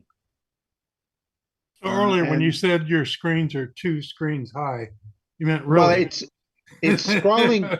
Yeah, And well, you it's scroll up and down through that. That's right, and they're sort of their position is sort of has to be kept in sync with each other. But the player is only seeing one of those screens, the overlay screen with the But nice it all graphics. exists at once, and the gimme shows you part Yeah, of it. they have to be kept in sync so that the computer can actually calculate how to move the ball. Yeah, vertical the scroll whole in the ga- Coco 3 is basically you tell it what start address in memory is the screen display Yeah, going to be coming from. it's nice and quick. Yeah, so that's a good feature of the Coco 3. You got that hardware scrolling. Yeah, that's basically it. The whole game runs at 60 frames per second. That's decent. So it runs at a good rate, and it's fairly smooth. It's smoother than what we saw just then on that video that Ken was showing. It's a bit choppy on that video, but in real life, it's actually quite smooth. Well, But yeah, no, it all worked out quite well, and there's only one bug left, of course. But not for long, I hope. And I'll let people know when I fix that. And that's it. Well, I guess since Aaron and them are covering it early next year, you have till then to fix all the bugs. Well, yeah, exactly. So I'll send him an update directly if I get it fixed. Mind you, they may not even see the bug. Although knowing Aaron, he's a pretty good pinball player, like in real He'll life. find it, all right? So he might find it or bring it up anyway. So Well, yeah, that's the thing. Maybe it's only if people can do those touch shot that just kind of loops it in, and that it's makes the nudging, I think. And no one else would do it, you know. Yeah, I know. I like have been able to do it, but then I'm not really that good a player either. So, or maybe For I'm David not doing. Lord in the chat is asking what is the granularity for hardware vertical scrolling? Because you choose it by memory address, you can actually do it by every single line. You or can jump do up it as by much every as you want. scan line, yeah. Yeah. Hey, Nick. Yeah. Did you ever consider like having a little jingle in the beginning of the thing? Pinball Wizard song maybe, and get sued? Yeah, and get just sued. A little bit of, just a little bit of. Isn't there a? It's saying on the title screen. Yeah. Yeah, but when it comes to music, though, I'm not really that good at creating music. That's my Achilles heel. Well, you never learned to steal. To steal? No, you can put a digitized sample of it there, but that would be just write the games, man. It would be illegal. No, but there is such a thing as royalty-free music. Yeah, live on the edge. Yeah, but not Pinball Wizard, the song that Ron just mentioned. Well, maybe it could be Pinball Gizzard or something. And the time you rummage through royalty-free music, you could write half of another game. So. Yeah. So I really didn't have the time for that. Having said that, I'm hoping to get Bruce's MP3 player, and I have purchased it actually, but it hasn't arrived yet. I don't know what's happened to it. And I thought, it'd be good. I can make it play an MP3 of the actual, whatever song you want, really. Yeah. You leave it up to the player to install whatever the song they want to play in the background. Pinball music. Yeah, there you go. Yeah. All right. But Pinball it played hasn't to Ave arrived Maria. yet. Yeah, I haven't received mine yet. So, and I don't know if it's been stuck in customs or what. But anyway, what you can do is you can just turn on the radio in the background, and there you go.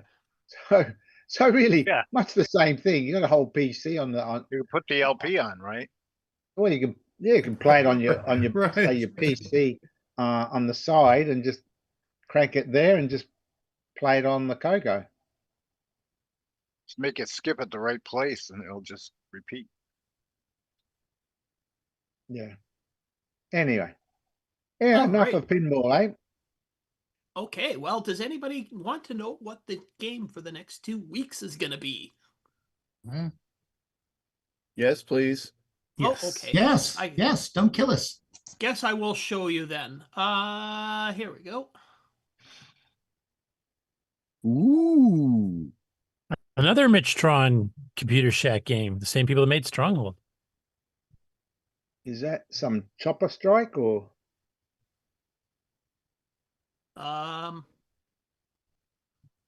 Forget what it's called. Kill the comedy. It's not is Stronghold. called- No. Great. My computer's starting to freeze up again. Yes, it is. What is it? Very cold in there? I don't know what's going on here. It's my internet is just crap today. Here we go. Chopper Strike. Chopper strike. It's based loosely on Scramble, but it does play a bit differently. Yeah. You control how the firing happens on whether you're going straight, moving up, or moving down. So if you want to fire down, you just go moving down and then moving down. Yeah. And there's guys along the bottom of the screen to pick up. So it's kind of like Scramble and whatchamacallit? Choplifter. Choplifter. So what you're saying is don't fire if you're moving down to pick up a guy, even though there's an enemy in front of you. Chopper command? You have to pick up the people, but if you shoot the people, you instantly lose a life.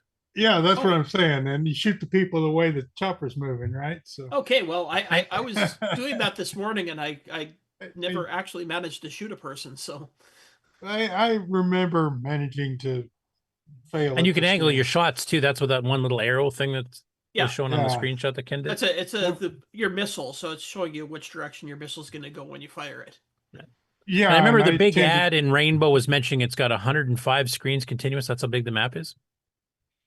Something like that, yeah. So, yeah. There you go. That's the game we're going to be playing for the next 2 weeks. So, you better like it, or else. Or else. Or else what? If I hear any negativity about this game, I'm coming to your house. Really? Promises. It's terrible. The controls are horrible. The graphics suck. When will you be here? He's been playing Detroit again, folks. I'm not coming in person. I'm going to. I have people all over the country that'll come and visit you. Mostly in Guido. Will you stop threatening me with a good time? I almost thought I had a real friend. One nice, cute little thing, Ken, I wanted to mention is that the Saskatoon Color Computer Club, back when it was running in the early 80s here, this was one of the Game On challenges. We didn't call it that, but we had gaming competitions. This was one of the ones that we actually gave prizes away for whoever won it. Oh, cool. Ooh. We're not doing that. We're way too cheap. The only prize you get is the fame of being at the top of the list. Kevin Holland's asking, what's the name of the game? I missed it. It's Chopper Strike by Computer Shack / Mitchtron. Do you get a free bug with this one? Unlike some other people's programming, this one has no bugs. The secret is to keep the instructions vague so people don't know what the program's supposed to do. That way they can't prove that you've done it wrong. Exactly. And just mention in the instructions, there are many, many hidden features. Exactly. As yet undocumented. Right about the rusty It pinball explains how machine. Windows has gotten away with it so long. Exactly. Oh, yeah. That's the whole mantra of Windows. We include Since the man was undocumented 16. features. Are you getting used to this old feature? We're going to replace it on the next automatic update. You can't shut off. Well, because they didn't really install it in the last one, so when it changes, Gee, can I write that down? I should have thought of that as an excuse. Yeah, You have to save it for your next game now, Nick. Right. We ready for the news? Let's move on to the news. When you want the latest in TRS-80, Tandy, Dragon, MC-10, and all of their hardware cousins, no matter what it takes, or where news breaks, from around the world to your nation. The CoCoNation News with L. Curtis Boyle.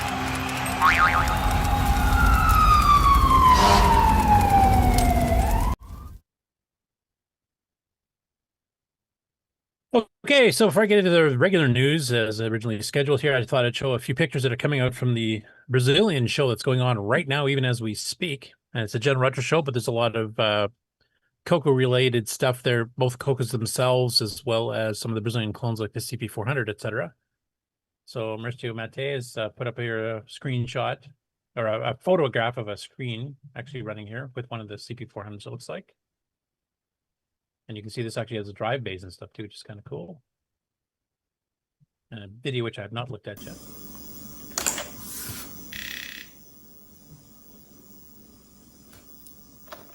This is like, looks like a GoTech or something here, maybe, or something similar.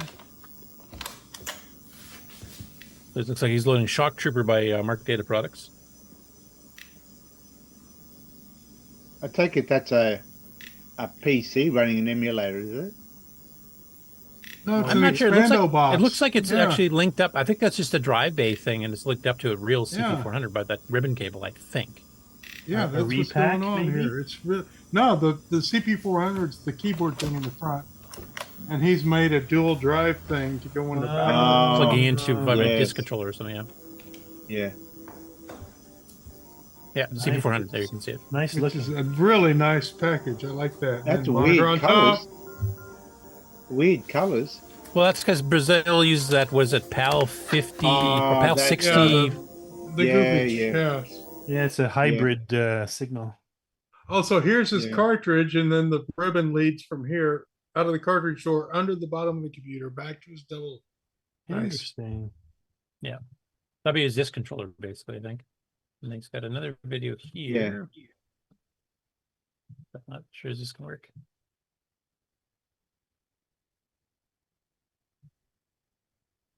Wow, that did absolutely nothing it was supposed to. We went somewhere. Who knows where?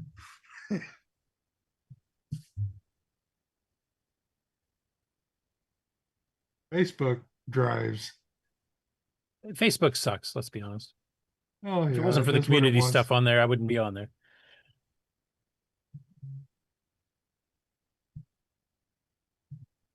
I'll try one more time.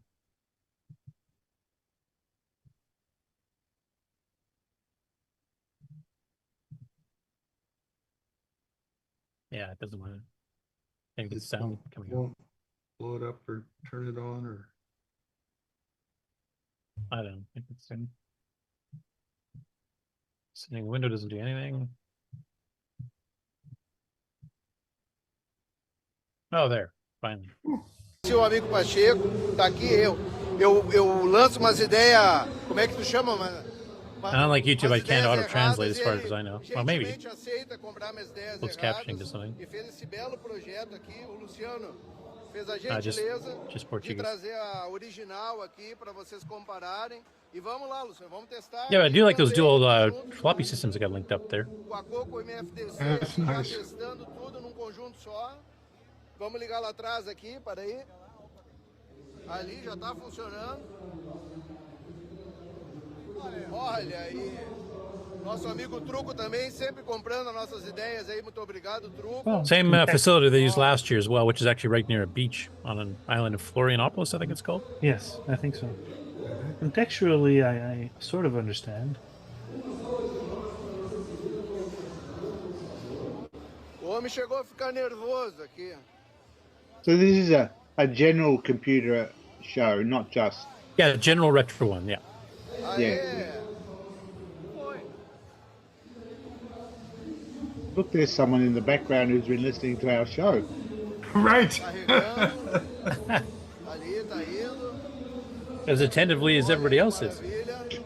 Oh, he heard heard us. you, Nick. You woke him up.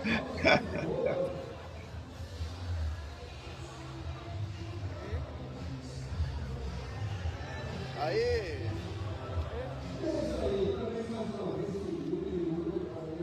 Olha que beleza, pessoal. A dobradinha, Coco MFDC e Outer Coso 450 oficialmente lançado. Agradeço esses dois amigos aí maravilhosos. Valeu! Anyway, there you go. So a couple of updates. I'm assuming they'll be doing more updates as the weekend progresses. Actually, I think it's just a one-day show, if I remember. So there'll be probably more updates as we go throughout the day here. But yeah, it's a general retro show. It's kind of like Brazil's version of VCF, I guess is probably the best way to describe it. Cool. I just want to give you a quick show of that. That's a show that Mauricio and Erico and a bunch of others have been trying to invite us to, or all of us to attend sometime. And I do plan on doing that at some point because it sounds like it's a good place to take a significant other to, because there's a nice beach, like literally half a kilometer away. And it's basically on an island off the mainland on the ocean. So Right. Kind of looks like you Might be could able to keep an swing it. eye on him right out the window behind you there, right? yeah, pretty much. Okay, so after that, do we want to, and I'll let Kieran and some of the other ones figure out this, but I can either go into the regular news, which starts with Dragon News first, or I can go, because we're kind of on a gaming theme right now, I can go into the Game On news first, and then go to the regular news with the Dragon being ahead of the Coco and MC10 stuff. You guys have a preference on the panel, which way we should go? Yeah, whatever. Yeah, My I'm hanging out preference all is- day. My preference is snooze then nap. Oh, okay. Oh. Work Hit up it- to it. Okay. there Hit goes. us up. By the way, Sixy is mentioning here in the chat, he says that Brazil is PAL-M, which is 60 hertz with NTSC color subcarrier frequency, but PAL. So it's kind of a combination That's of both. Not confusing at all. They have. And that's why you're things getting that- some artifacted colors, because pure PAL, if I remember, it looked pretty gross. You get some of those purples and greens There were vertical artifacts. from the or some vertical crap. Yeah. artifacting versus the horizontal artifacting we're used to in NTSC. It looked like a Radio Shack ROM, was it? What do you mean? It's a disc extended color basic by Tandy, you know. Yeah, I think that's because the ROM. disk controller that they're using is using that. Oh. And it might even be an SDC. I heard SDC mentioned at some point, but I don't know Okay. what context it was in. All right. Do what thou wilt. Okay, I'll keep going with the gaming theme here because it looks like Kieran's still awake, which is surprising watching the show. Right? If he's awake, we're all awake. So anyway, as Aaron has mentioned in the chat and some other people mentioned as well, the latest episode of the Coco Show is out. They hadn't announced it with the thumbnail, telling you when the live or not live, but when the show was going to get released on YouTube and Twitch, and it's out now. So they're covering Spooks, which is a game that was written just earlier this year, actually, just a few months ago. And I know this is one that Nick himself really praised the controls, etc., and that basically Brent and Aaron actually did much of the same. It's a 32K RAM required, Coco 1, 2, or 3 Halloween themed game with, I think, 5 screens, if I remember. And about the only complaint I think people have had is that once you kind of get used to the controls and stuff, and then you say the controls on this are really, really good. They, beat some of the Nintendo games, that came out back in the mid to late 80s. But definitely it's a fun platformer game. I haven't had a chance to fully try it yet. And, but I'll play a little bit of the, part of the show here. It's even got some multi-voice music in the background. Ooh, the love theme from Spooks. Hey, that's a pretty good tune. The Brent. The Coco could crank out the music when properly induced to do so. In the hands of a master, it sure can. So Was that again, Mario's this is son? Spooks. This was released. It looked to me like this came out around July. Could be. I know that's when It's Not Owed that started on it. This is developed. Now, Aaron, when you say July, for people who aren't watching this in the current 2025. day, bam, 2025. there you go. Sorry, my bad. So this is the Halloween-themed arcade action platformer. This was developed by the Paranoid Cactus. I was going to ask, I used to know what Paranoid Cactus's real name was, but does anybody here on the panel remember? Because I do want to give him proper credit. No, unfortunately, I don't. Paranoid Cactus is the proper credit from the title screen. Yeah, because that's what his channel on HIO is called. But I know he's mentioned his name in the Discord before, but and Aaron's asking right now, has he ever been on the show? I don't think he has. And if he did, because I don't know his real name, I wouldn't have a clue anyway. Anyway, I don't want to let play the whole thing here. But basically, it's a pretty good review, and it's a brand new game and a Halloween themed game. We don't have too many of those in the Coco. Most of the ones we have are probably text adventure games and stuff like Night of the Living Dead or Vampire or some of the other ones like that. Aardvark used to do a few of them. Other than that, we've got like Fangman by Tom Mix and maybe one or two others, but this is a brand new one, original game, very much in the theme of Halloween because you're collecting candies and stuff. So, but yeah, the reports of the controls are really good. I know Nick had mentioned he thought the graphics were really well done and smooth, and the controls were good, I think, for you too as well, Nick. Yeah. So anyway, you got the episode there, and they have announced that the next one they're going to be recording at the beginning of next year is going to be Pinball by a certain Nick Mariantis, or Marionettes, or there's a bunch of ways to pronounce his name. Includes free bug. I love how some of the people that don't know too much about the Coco pronounce Nick's name. It's hilarious. Anyways, Nick Mariantis' Pinball game will be the next show for the Coco show from Aaron and Brent. And we'll see what they say about that. And hopefully it'll be with a version 1.2 that has no more bugs. So if you buy And now, both Spooks... you can get Yeah, if you buy now, you can get the version with the free bug. How's that for a sell? There you go. That's pushing it.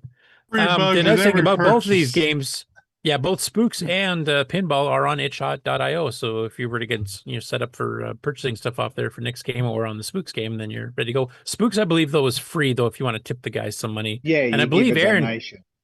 Yeah, Aaron, I believe you were so impressed with the game, you actually went back and did tip him. I think you mentioned that on the show. So that, yeah.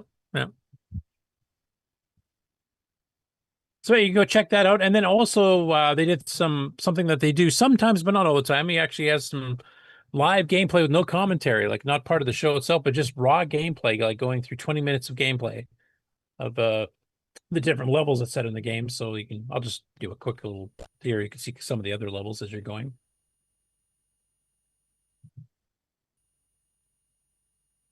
But the animations are nice and smooth. You have bonus timers just cranking out. You get combos and stuff that you can do. So yeah, his name listed on the Discord is Simon. Okay. And I'm pretty sure that's not Simon Jonas. No, his name on the Discord is something else. Okay. Anyways, it's been getting rave reviews from multiple people, including Nick, who's a game developer himself. So that's pretty high praise. So if you've not grabbed it yet, I definitely wouldn't. If you enjoyed the game, I definitely would tip him a few extra bucks.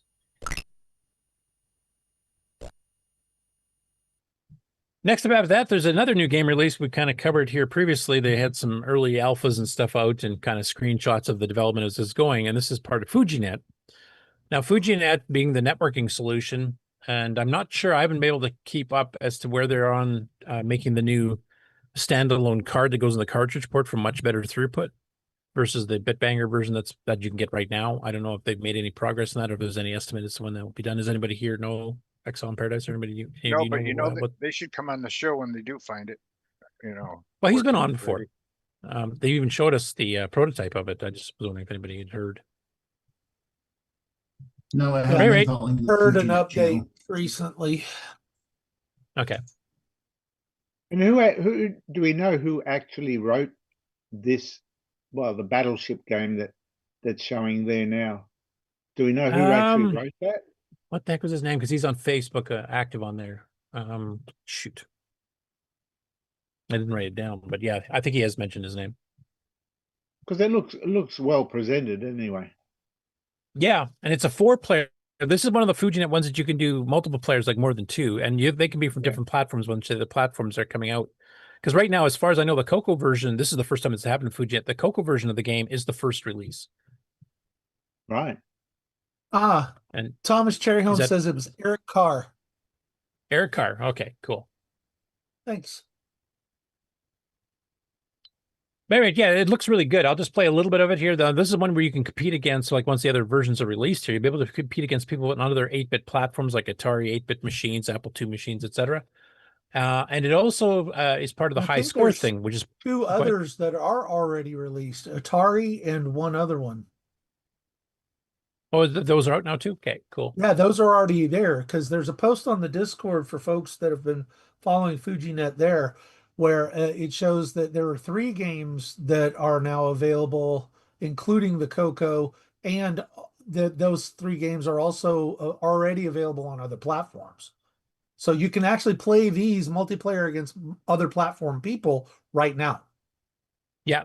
Actually, there's a later news story because he's got a bit of a post about that too. I'll just quickly mention it's 5-card stud, Fujitsu, which is basically Yahtzee, and Battleship now are the ones that you can play cross-platform and compete for high scores between all the platforms too. So, but I'll play a little bit here just so you guys can get a feel of the game itself.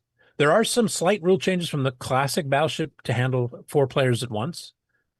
Mainly on how when you fire it actually hits all 3 other players on the same spot. So your strategy changes a little bit. Hey guys, it's Tom Trims with the FujiNet project, and I'm showing off the early version of FujiNet Battleships, the first version being for the Coco. Now, Coco users that are currently running the current release can access the lobby by going to ec.tnfs.io, going into the Coco folder, and running the lobby.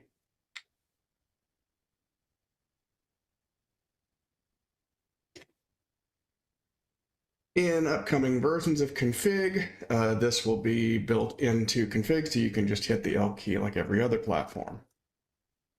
We'll go ahead and log in, and you'll see a list of games that currently are available here, which conclude right now Battleship, Fujitsu, and 5-card stud. So let's go in and let's go to the Battleship here, and we'll go to 3 bots here just to go.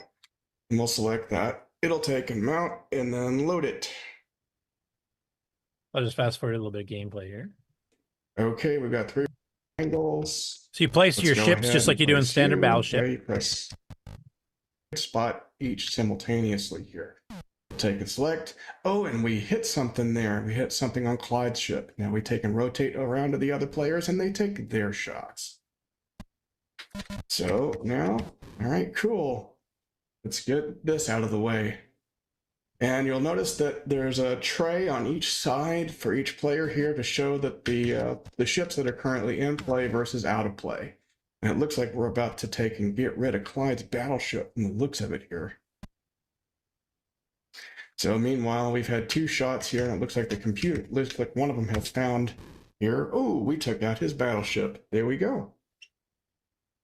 So I like the presentation of it, especially like visually, this looks really good, especially for a 4-player. I like the fact that when you fire at a particular spot here, it actually hits on all 3, up to 3 of your opponents. So you got to kind of strategize, you know, if you're hitting somebody on both of them, like what direct one ship might be going left, right, one might be going up, down. So how do you strategize that? So it adds some extra play elements that it won't be in the standard Battleship. And the fact it's competitive against other platforms and you're competing on high score tables and stuff like that to see who's the best player on all platforms. I think that's just awesome. Tom, since you're actually in the chat here, if you've got any info on how the cartridge version of the FujiNet adapter's going, I would love to see if there's an update on when the hardware might be available. I know there's been some testing done some time ago, but I don't know if it's kind of like paused right now or if it's still actively going. Do we know if the on the Coco, if you have a Coco with a T1, will it show lowercase instead of inverse? No, well, this is a graphics game, so it wouldn't matter in this case. No, if you go but back you're talking on the main menus on for the the main FujiNet? menu, yeah, when it's on a 32-column screen. I would imagine it should be possible. I know there's Coco 3, like for some of the newsreaders and stuff already, so it does 80 column and 40 column with true upper lowercase. So No, I just saw the screen that you had there before, and I noticed the inverse video. I thought, well, if you have a T1, I'm wondering if it will automatically go to lowercase. Yeah. Tom's mentioning the chat as well. It uses P-Mode 3 for compatibility with Coco 1, 2, TP100, etc. But on Coco 3, we remap the palette, so the actual colors will change to be a bit more appropriate. Right. Okay, he does have an update. So he says here, bus-driven FujiNet still in development as we're solving fundamental issues with interfacing RP2040 and ESP32, writing and optimizing PIO code. So still in development. But that'll allow the Coco to do a lot more, background sound and stuff like that once it's done, because you can read a byte at a time instead of, time at a time bits through software. Anyway, it looks like a really good game. I'm glad there's actually multiple platforms available now with more coming. Very well presented, and I like the new additional rules for handling more than 2 players at once from the original Battleship. So, yeah, if you've got one of the FujiNet serial IO based versions right now, you can play it right now. And once the bus version, which is basically the cartridge slot version, comes out, you should be able to get that running up fairly quickly and actually run some games there you might not be able to handle with the Bitbanger if they require a lot more CPU time. Next up, Nostalgia Vault did episode 152 of their show, The Media List.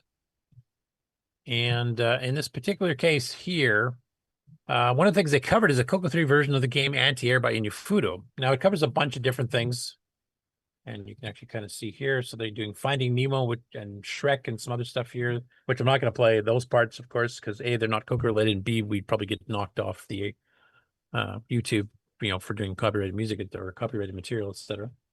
But they do some reviews of some other games here, and they're doing stuff for the GameCube, the Coco 3, MS-DOS, the Apple II. And I've kind of fast-forwarded to where the Anti-Air one is. And I think we've already played this one in the Game On Challenge, if I remember. And they're doing the Coco 3 version specifically here. There is an MC10 and a Coco 1 and 2 version as well. And as you can see from the copyright date here, this is from last year.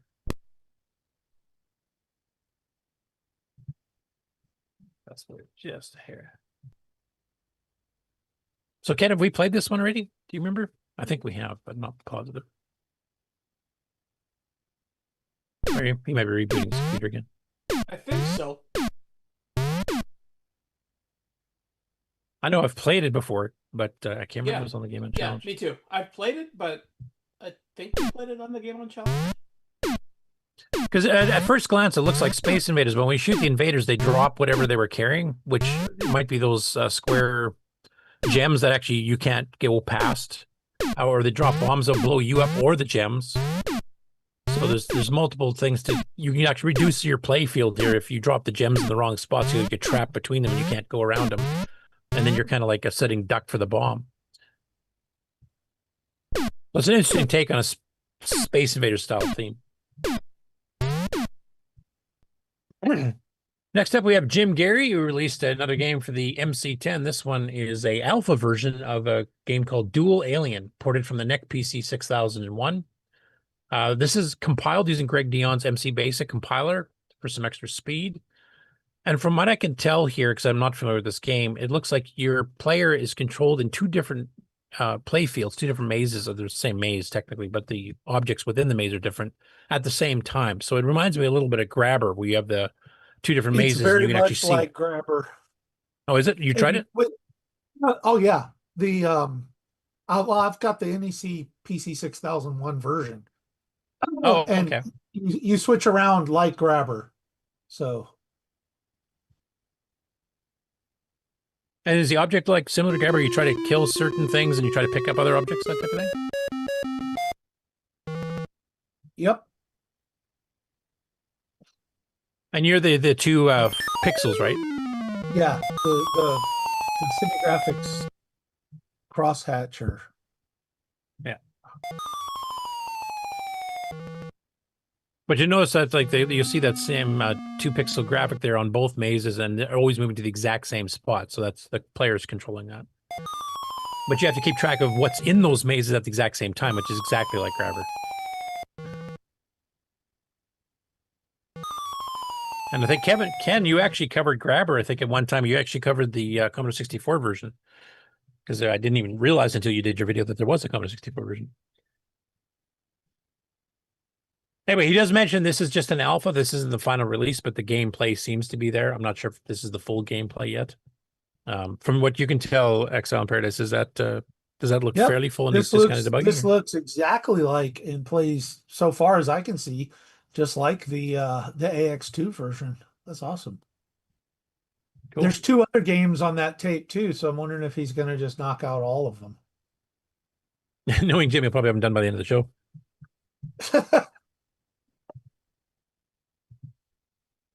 After that, Gregok 1973 on YouTube released a video showing it's kind of based on the Warren Robinette Atari VCS adventure game. And it's written in BASIC for the Coco. And I don't remember seeing this one before, so I'm not quite sure where it came from. Has anybody else seen? I'll actually start playing it so you can kind of see what the graphics looks like. But that's for the video. And he does an actual review. I'll just kind of meet the point a little bit. That's all low res, but you get the little rooms and you wander your little square around, which is kind of similar to the original. There's one of the dragons. That's for the actual gameplay. 2 levels of skill. There's the bat flying around. I think he calls it a bird. But I don't remember seeing this one before, so I'm not sure where this came from. Is this a recent port, or is it something I missed back in the day? Has anybody else on the panel seen this, or anybody in the chat for that matter seen it before? I tu mamy pierwszy zamek i szukamy tego miecza. Tak, jest. Tutaj akurat w tym budynku był ten miecz, ale ja póki co... There's one of the castles. Now, obviously, the graphics are a little bit different than the Atari, which had a slightly higher resolution, but it's definitely keeping the spirit of the game. Tak właśnie działa, że od razu atakuje, to nie mam miecza i muszę go szukać od nowa. No i czy and written in BASIC, not compiled, just BASIC. Wcześniej. Warto sprawdzić. I check it out, but if any of you guys have actually heard or seen this one, I'd like to know where it came from, because it's not a bad little basic game from the looks of it. Next up, we have an announcement. I think just a week or two ago, Alan Turvey released his Asteroids RX, which he originally wrote for the Spectrum, and then Pere Serrat actually converted over to the Coco and the Dragon, which is a really close clone of Asteroids with some little special things added to it too, which he released it free, because I think a few years back he was actually charging on his itch.io, and now that it's been out for a few years and sales kind of dropped off, he decided to release it for free. Now, he released version 38 or 39T, or I can't remember the thing, but his letter L was the revision. But then Pere Serrat contacted me via email and mentioned the fact that he actually has a version M that he did internally, but never was released. And even Alan hadn't seen that yet. And that's what he's releasing here. So if you're on the World of Dragon forums at worldofdragon.org, you can go download the Dragon or the Coco versions right now. I have uploaded to the Color Computer Archive, so hopefully they'll be showing up there soon. I didn't get a chance to check today to see if it's showed up yet.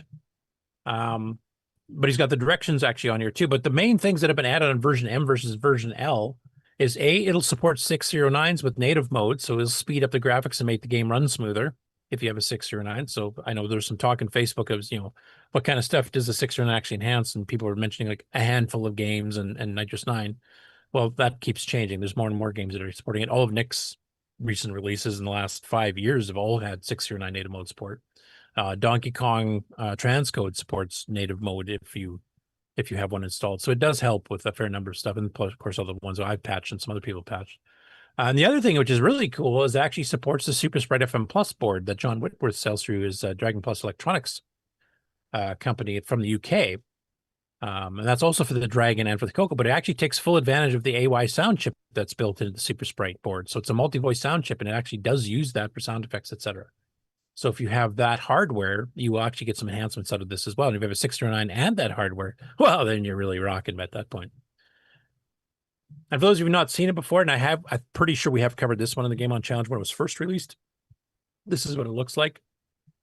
It's very much based on the original arcade game. It even says 1979 Atari. It's a remake. I don't think he actually used disassembled code or anything from the original, but and it would have been converted to 609 by Pere anyway, so it wouldn't be quite the original code, but it's very close to the arcade game. So you can get it now in World of Dragon forums, and if you wait a little bit, it'll be on the Color Computer Archive as well. Next, just a quick re-mention here that Nick has version 1.1 of his pinball game out with an announcement on Facebook. You can get it from itch.io. If you've already purchased the game, then you get a free download for that. Now there's going to be a 1.2. Yep, you get a free bug with it as well. Yeah. Cool. So Nick, well, if you're on the Coco Discord or on Facebook, as soon as Nick gets his 1.2 version up, which will hopefully fix that last niggling bug, then you can go down and grab the itch.io copy of it for free if you've already purchased it, and then you can join the Game On Challenge with the bug-free version of it. And this is the other one that Thomas Cherryholmes and Exile in Paradise were talking about, basically as to what games now in the game lobby for FujiNet work on the Coco. And that's Fujitsu, which is the Yahtzee style game, 5-Card Stud, which is kind of a poker style game, and Battleship. These are all multiplayer, multi-platform with their own high scores, and you can kind of see the selection thing here, and he's got some screenshots put up.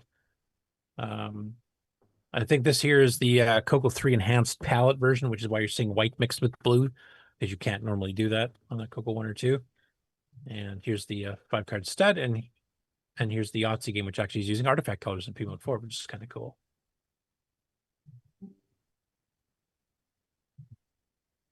And next up, I can't remember who mentioned this, but this was a kind of an interesting one. So there's a program called Geek Orthodox, and this is like the third man of the cloth we've seen, is related to the Coco. We've seen Reverend Fuzzy, who actually had his own TV series about the Coco on PBS way back in the day.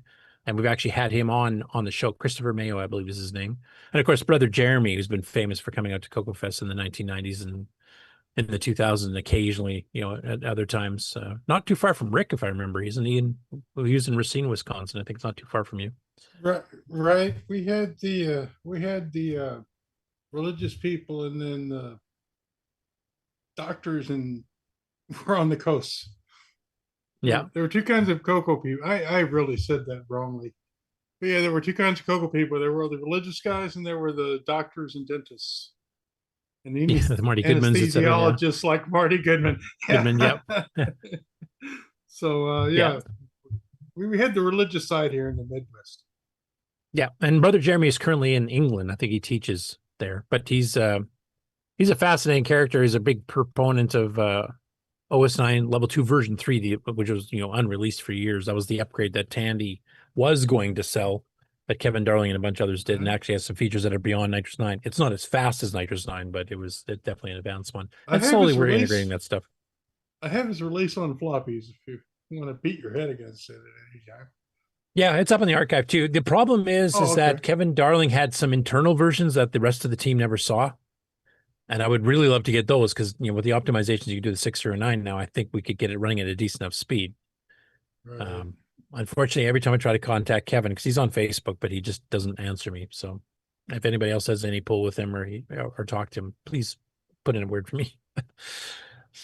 But this one here, he's done actually multiple episodes of this show that he's got here, and he started on the Coco. And Ken Waters, I don't know if you've seen this video before, not, but he's in BC. I don't know whereabouts in BC, but he's a Connect.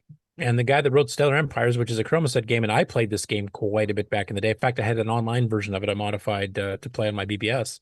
Was also written by Canadian for Chromoset.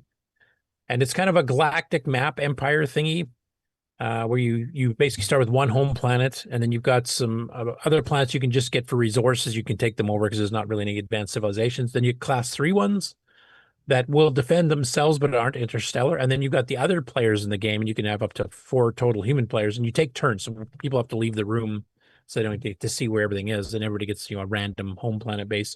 And then you start attacking each other. And it takes into consideration distance. You might send like 3 ships to one planet and 2 ships to another, but the first one takes 3 turns to get to, and the second planet's further away, so it takes like 8 turns. So you have to try to gang up, and you might be able to try to reinforce in mid-flight, because you took over another planet near another one. You could suddenly send 2 more troops and line them up so they hit the third planet at the exact same time. It's actually got quite a bit of cool strategy to it. But he goes into the gameplay of it. He goes into when he modified it for basic, because he was trying to upgrade it to 8 players at once instead of 4. I upgraded it to add some extra messaging capabilities for the 4-player version. Because the original one has a general message base, and if it's a computer player, it just randomly puts out some "I'm going to kill you all" or whatever type things. But we actually modified it so if you had multiple human players, you could actually send direct messages to specific players and form secret alliances and stuff like that, to take out some other player you really didn't like. But he goes into that, and then he goes into porting this game from the Coco's original basic to a Pico-based basic, so he kind of covers that too. I'll just play a little bit at the beginning because you kind of get an idea what his channel's like, and then I'll go to his videos list on his channel because he's covered Coco stuff on here before, which I had no idea. I wish I could remember who was the one who posted the link to this and mentioned these other. He's only got 18 subscribers, so it's not something that showed up in my queue probably because the keyword search doesn't match. But and I like the whole Geek Orthodox. That's a cool name instead of Greek Orthodox. Yep. Hello, and welcome again to Geek Orthodox. I'm Father Justin, geek from my youth. And today it's again a rainy day in Lower Mainland British Columbia, so that means it is again story time. Today's story will actually fit neatly into the World of Code arc of our podcast. And it comes to you from my youth.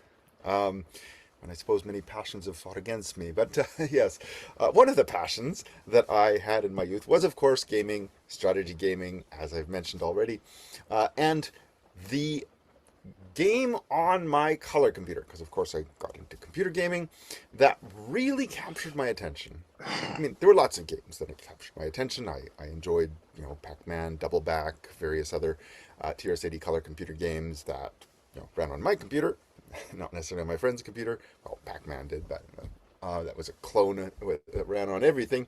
But was what really captured my attention and actually, in a sense, got me into computer programming was a little game called Stellar Empires. Now, I have to take you back, and this is also confession time. In those early days, one of the ways to do that was to subscribe to going out and buying a cartridge that would fit into your TRS-80 color computer, which there were some available. Never Rebel. One has the low.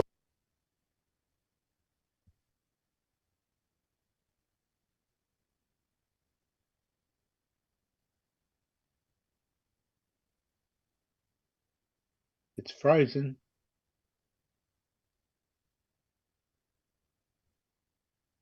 I don't think. Sorry, I had myself muted there for a bit. I thought you fell asleep. I thought it was me. Well, that could have been me. That could have been me falling asleep too. Anyway, yeah, this is kind of explaining the instructions of the game, and it's one I played quite a bit in my youth. We used to have little mini gatherings here for some of the club members, and we kind of play this in the background, and everybody have to leave the room between turns so you couldn't see the other people's maps and where their home planet was. And you can kind of see the classes of the systems here. The first two are basically just for resources. 3 is kind of like I mentioned before, it's like the planet interplanetary. So basically they can go within their own system and can attack you back. But you can usually take them out pretty good. But the home planets is the other human players or computer controlled players, and they're just as powerful as you can send stuff interstellar. So there's a ton of stuff. But anyway, yeah, he goes through his going through here, mentioning some of the modifications he made to the game, a little bit of gameplay, so you can actually see it. Like here's the map, and it's showing like class 4, the first letter of the system. It's in Deneb in this case, and that's yellow because that's one you own. And all the other players just see this as orange, and they have no idea what the class is until they find out. Well, you don't find out the class of a planet until you've attacked it, and then you'll reveal it. So you might send like a scout ship of 1, and if you hit a class 1 planet, you might actually take the planet over with 1. If you hit a class 4 planet with 1, you're going to probably get incinerated. But it was a fun game, and he, like I said, he goes through and how to convert it for the Pico and other stuff here. So he's kind of going through. He's showing running stuff on these mini screens and stuff he's got linked up. So it's quite a fascinating one. But I think the best part is that he's been covering Coco stuff for a while. So I'll just go over to his main channel here, go to the videos. He covers some other stuff that he's covered, like you can see Ultima here, for example. But he's definitely covered some Coco stuff before. So I have to go back and start watching all this and see what else he's done, because he did learn programming on the Coco. And Stellar Empires, as you mentioned in this particular show, is one of the main reasons he started doing that, because he started learning BASIC to figure out how to modify that game, because he wanted to get it up to 8 players. So yeah, I'm kind of interesting to see where it goes. And then Ken, if he's in the mainland, like maybe you guys can meet up sometime or set him up for an interview. It'd be pretty interesting. Just have to figure out a way to get a hold of him. Hopefully he's got an email contact or something in his profile. Anyway, that's the game on, or yeah, not game on news, but the game news. And now I'll switch over to the main news so we can get some dragon people their fix. Wasn't as quite as much news this week. I was more gaming news this week, I think, than regular news. But there's enough to at least show So you I a few don't need things that my haven't. pillow? No elbows on the table. No, just grab a beer and relax in your seat. That's pretty well where we're at. Okay, I gotta do that. Be right back. Yeah. Okay, so first up on the Dragon side of things, we've got Dave Zedbed Basement post a video on his YouTube channel. This is take 2 of his Dragon 32 Retrobite attempt. He's done a couple other Retrobite attempts earlier. And he tries a method that he has not tried before, because he's tried a few methods that he normally has tried, and it didn't seem to make that much of a difference. And we have covered some of his videos before, just in case you forget this is what he looks like. And what he's using here is this OxyPower stuff. Now, has anybody here who's attempted retrobreading either in the chat or on the panel ever used this for doing retrobreading? No, but I've seen it on every Trask commercial ever from. Right? OxyPower. And to be honest, I mean, he's got some pictures here, like before and after using that, and it makes a slight difference. Like this is a little better than this one, obviously. Yeah. But there was a second treatment that he did here that I'm not noticing a whole lot of But difference. it was sold little as bit laundry. Maybe. It was sold as laundry stuff, and it's not really any better than any other non-bleach bleach in the world. Well, some of the stuff you had to put out in the sun, and if you don't have much sun. Well, yeah, but OxyPower, I know OxyPower. It was like the king of the, you know, like the, geez, I can't remember any of the names. The ShamWow guy and all those guys used to sell OxyPower. And yeah, it I mean, works Ron, to you a probably point, but I'm sorry. Yeah, Ron, I think you've had some experience, or at least I think you've talked about it. Like some people just put the case out in the sun, period. Yeah, and don't even do anything else. That takes much longer, but if you put the it works. You put the stuff, what is it? Like peroxide Hydrogen or peroxide. Yeah, I Hydrogen put peroxide. peroxide in a bag over it, you know, to keep the peroxide from evaporating. And I think you can mix it with something else to make it more sticky. But anyway, you put that in the sun and it works well. And I have one Coco that I did 3 or 4 years ago. It's still white, you know, compared to the yellow it was. But you know, I don't have it out much, so I wonder if I had it out, if it would go back. If you would have to zap it again, or something? You know. Yeah, because I've seen some people mention like it lasts up to maybe a year and then it starts to fade back to the yellowing, and then you have to redo it again. But it seems to work pretty good. I mean, I watch people doing like these massive experiments with painting stuff on, and you know, much more complicated way of doing it. It doesn't seem to do any better. The absolute best way to do it is once you have it all apart and the labels off, spray it, paint it. Or if you're going to OxyPower it, stick your labels back on with double-sided tape so you can pop them back off again in a year or two and zap do it again. Puppy again. Yeah. But paint works miracles. I suppose, yeah. But if you want that real, it doesn't quite look the same though. I don't think. You can get paint always kind of it kind of mellows out all of the texture. Have you ever gone to a paint place that has like you bring them a color computer new out of the box, bring it in the store and tell them you want a can of spray can. Right. But this color, they put it in the computer, they test it, they make up the thing, and it's that color when you spray. But there is a reason that cars don't have a pebble finish. It's so they can paint over them, because you're going to lose all the detail. And because all plastic things have some kind of fancy finish on them, you can't really paint them. You start losing. Wait, no, so does paint though. You can, there's eggshell, there's, you know. Yeah. The problem is I've never tried any of these, so I have no idea. I'm scared to put chemicals on my cases here. I'd probably wreck it. My black, I used barbecue paint on my black one years ago. It's yeah, still but black. the Coco ones are flat. They don't have the pebble thing going, so they won't show you up. Yeah, that's what the barbecue paint is. It's flat too. Well, yeah, but like I say, the pebble stuff. If you lay a coat of paint on a Coco 2, a lot of that pebble finish goes away. texture. It's still there, but the texture. Oh, right. Kind Yeah, the of one around gone. the keyboard on the Coco 2 and 3, right? That's got that kind of pebble Well, feel. everything's kind of texture graphic because that it's just they don't want you painting their stuff, man. You know, that's like catching wind. Just saying, I'd rather bleach it than paint it back to the right color. I'd rather just bleach it back to the right color, and it looks newer. Yeah, I think it depends on your in my personal eyes. preference because, like, Ron's black Coco, and Terry Steggy has one too, right? Yeah. A black one, a Darth Vader Coco, I think he calls it. And it does look cool. Like myself personally, I yeah, prefer but the original color. But for those who want to like gussy up, And some people have painted a two-tone color, which looks kind of nice with a little bit of well, orange. what's her name from near Neil Blanchard's place there? She made that pink one she brought to Coco Fest a few years back. Oh yeah. It Yeah. was, So I mean, it's had just up. bling It's on up to the individuality of the person that wants it. Like some people want to make it like look totally new and different, and others you just know want what? to try to get that classic look back. So it doesn't matter. The other day, somebody was asking a question. Do they make a bumper guard so that their hand won't ruin the front of the Coco and make the front edge. Yeah, wear the paint off. Yeah. Yeah. Now I have a Coco here on my shelf that has one on it. It has a Right. guard, and they used to sell it on one of the magazines, I think. It's just Well, a they couple they dollars sell back. this. They sell this stuff for cars. It's a clear plastic sheet that you stick on your paint down under the rocker boxes, so the chips that Oh, doesn't yeah, chip yeah. your paint. You Yeah. can stick that on there.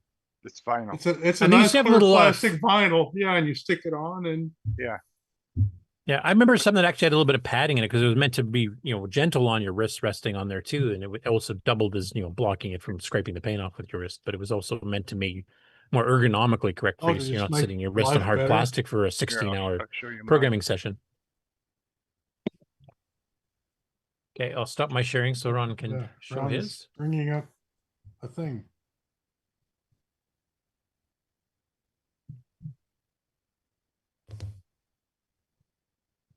I heard something. Is that Ron?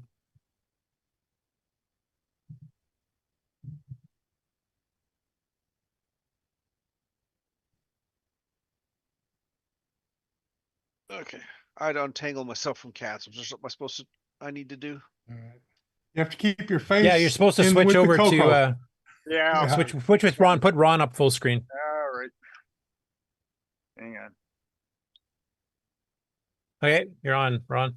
Yep, went too far. I've here. shut your background off so it doesn't get blocked. His out there. backgrounds, yeah. Here it is. Do you see it? Oh, nice. I like that. Oh. Huh. It's Yeah, no, already the same color, and I don't know why it's the same color. Maybe they painted it inside. It's clear, I guess, and the silver's on the inside. Oh, and they painted the inside so it doesn't wear Yeah. off. Perfect. Oh. So This is where does that come from? this is a 000879. It's an old. Yeah, that was a third party add-on. I don't think Tandy ever sold that. No, yeah, that was something someone made. They figured out the secret of the paint color and made these plastic things. And the keys and these keys are just a little yellowish, and it may be like maybe the guy smoked cigarettes or something. Anyway. Or it could be the yellowing plastic just from the sun exposure to the sun and UV rays. Yeah, they're stupid fireproof plastic. But do you know that the yellows are different? Cigarette smoke Yeah. is one yellow. Right. And the benzene keyboard things is different yellow. It's the bromide. And I the think. sunshine is another yellow. Yeah, This is, bromide. That's what I was thinking. Yeah. This is a yellow keyboard. Well, you can't really tell on here, but this Nah. is my White Coco balance repack. is evil. Yeah, this is my Coco repack keyboard, Nice. and it's kind of yellow.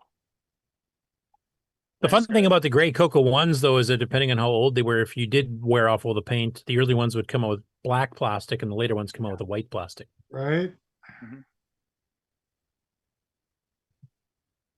Take me away. Okay, No, thanks, Ron. no, you're Let's stuck switch back. there. Look entertaining for hours. I got a monitor in the background, just like Whoops, too late. Too late, you're gone. see Curtis's. I got one back there too. Anyway, next up after that, the Laird's Lair, and he's been doing some Dragon coverage lately about some of the best games, etc. He's done another one called The Story of 5 Popular British Computers You Didn't Know Made It to America.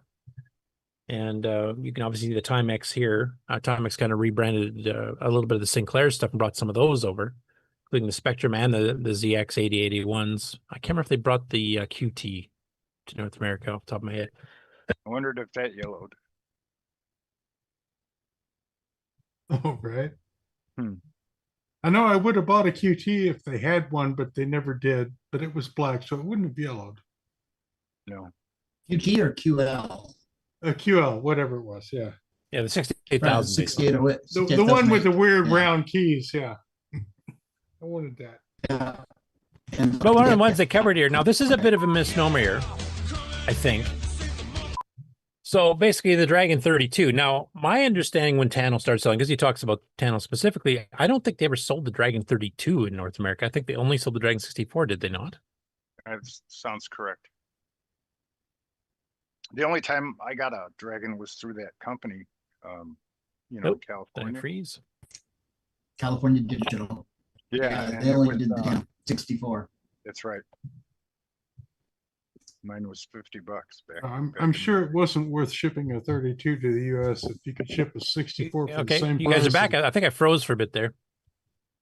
We didn't even miss you. We were chopping a yapping bit. away. Well, it's like every other show, but But the internet's being kind of iffy all around. yeah. pretty much. What do you have your little internet gauge showing?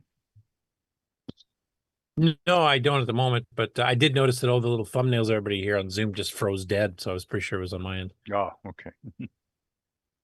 Anyway, yeah, I wanted to ask you guys, and I didn't hear what you guys' discussion was here, but the Dragon 32, I don't think that was ever sold by Tano in the States. Didn't they only sell the Dragon 64? That's all I remember seeing ads for. Yeah, that's the part you Never missed. seen any. Well, my presumption is it's not worth exporting a 32 if you can sell a 64. So Yeah, the company in until the California market's sold- saturated, why would they possibly ship a less expensive Dragon? You know? Yeah, and I mean the Dragon 64, in addition to having the extra 32K of RAM, also added the real serial port, like a 6551, like an R232 pack built in, as well as a real parallel port for the printer. Like it was actually a better machine than the Coco 2 was. And it was a different video board, Oh, yeah. so that assumes that the 64 has a custom board for the US that the 32 could not share. Yeah. Because of So the Tommy way the- Gunderson in the chat, he's mentioning only the 64 in the US, and that's exactly what I remember. I remember the ads in Color Computer News and Rainbow. I never remember them mentioning it's Dragon 32 at all. So I'm thinking Lardzar got some misinformation from somewhere because I'm pretty sure that never happened. He does mention the Dragon 64 was sold as well, but Well, aren't Coco 132 computers rare? I don't even have Sorry, one. what? Aren't Coco's Coco 32? 1 Okay. 32Ks rare? I mean, they Well, no, were that like was in- their spec. That was It was in their spec, between, even if you, right? it was they used up a bunch of crap, yeah, but yeah, rare. the E and F boards were Rare. sold as 32K or 32K extended basic for a year or two, and then the Coco 2 kind of supplanted it when the Deluxe was supposed to come out. But did they actually have the little sticker on the top, the gray Yep. case ones? I had multiple people in our computer club here that 32K machines. Really? I don't think I've ever seen one. And in And my if you hand. read like Frank Hogg's hidden 32K RAM and Color Computer News in his column that he had there, he was mentioning the fact that most of the Tandy ones sold as 32K really were 64. There's a few that Right. had bad parts of the chips that wouldn't access it, but I'd say the majority, because all the ones we brought to our club, it was just like cut a couple traces and add that extra address line and then bang, it's 64K to work fine. So that's how So it's like small free. the window was. Is for that As long as 1 those minute, half-bad- 32K was cheap. So And do then you after think that- 32K machines are rare then now? I think most people modded them up to 64 because you really had 64K chips. Now, Mark, you were mentioning something about the bad RAM ones? Yeah, I mean, it started off with the half bads, but those half bad RAM chips were like a one-time buy from Tandy. Right. And then when those ran out, the yields got better at that point, and so half bads weren't available. They just stuck 64s because that was the cheapest then available. Oh, because Yeah, that because was up here in still Canada, I don't remember cost-effective. anybody getting a half blown or really a bad RAM ones. They were all 64. We He's just gone. Right. Yeah, they would just. I don't know how long that lasted. It was on the E board, I think, where you had the jumper between high and low, because you had to match whether it was the high. They were manufactured as 64K chips, but somewhere there was a defect, either in the upper 32 or lower 32, and they all Right. had to match them. And then they set the jumpers on the board to match which set was you had, whether you Okay. had But an upper bank that was good or a lower bank, and they put a stamp on the chip to so you could sort them out. So after 10 minutes, that was no longer, but you had the SKU, so you had to keep shipping them. Yeah, because 32 So- was the So you just picked top end at that something time. and said, "Yeah, here's your 32 Yeah, they stick the SKU." 64s in, and Yeah. who cares where the jumper was put at that point? Do the Yeah, but people then- Size were good. But then when they shipped them, there was times where they were shipped at 64K, even though they were marked 32 on the box. Yeah, I got a correction from Mike Miller too. He says changes to the device select line logic, not natural side. So thanks for the correction. You can tell I'm not a hardware guy. Yeah, so when the F board came out, that's when they advertised them as being 64. Okay. Yeah, So the E-board had the 34, 16, and 32K jumper, if I remember, didn't it? The E-board, E-board I think was just 16 and 32. Because I know the D was just 4 and 16. That's all you had. Because that's what I because had. the 4K chips were out of fashion by then. Right. So aren't they rare then? 32s? To have anybody have them or see them sold? Like I said, we had several people in our club that had them. Dwayne Downing had one. I think right the from rare Candy ones with would be the 30K. ones that actually had the half bad RAMs. Yeah. Right, right. Which I how never would saw you those know up here. unless you checked it. Yeah.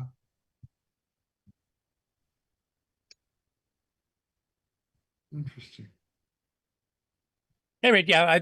Other than that little glitch, because I'm pretty sure the Dragon 32 never made it to North America from Tano. He's right. It was one that was actually sold for a while, though. Was it California Digital was the guys that kind of took it over, and they still had new stock up until the middle 2010s before the but I retro bought really mine took in off again. 99 sometime or $50. Yeah. Now, Sixie's mentioning in the chat, he says, weirdly, Dragon 64 boards, or many of them at least, had that jumper to swap around the 32K areas too, even though they could hardly have sold them with half the RAM dodgy. Oh, right. A crappy Yeah, it was a 32K Dragon 32, you Dragon. could have left that in, but a 64, no, that's supposed to have work in 64s, so. Well, no, because the 64 was different than 32, so you could have a 64 acting 32K Dragon. If you Yeah, did because that. you had the additional hardware like the serial port and stuff, so. Which is weird, but why would I think it? I don't know. I guess I've been watching the show too long. We're sorry. Julian Brown now on the Dragon group on Facebook posts an update to his figuring out the issues with his versions of his motherboards he's been doing, like the Rev 3, etc. And he did finally figure it out. So unfortunately, the problem was one I created. It needs a fiddly bodge to fix or a new board. The problem also extends to all of the boards I've produced over the last couple of years.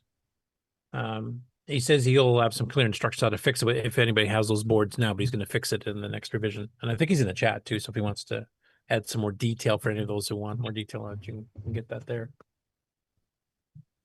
Anybody on the show Next up, have a Dragon? I have one. Anyone else? Nope. No? I do not. I know David Ladd does. Yeah.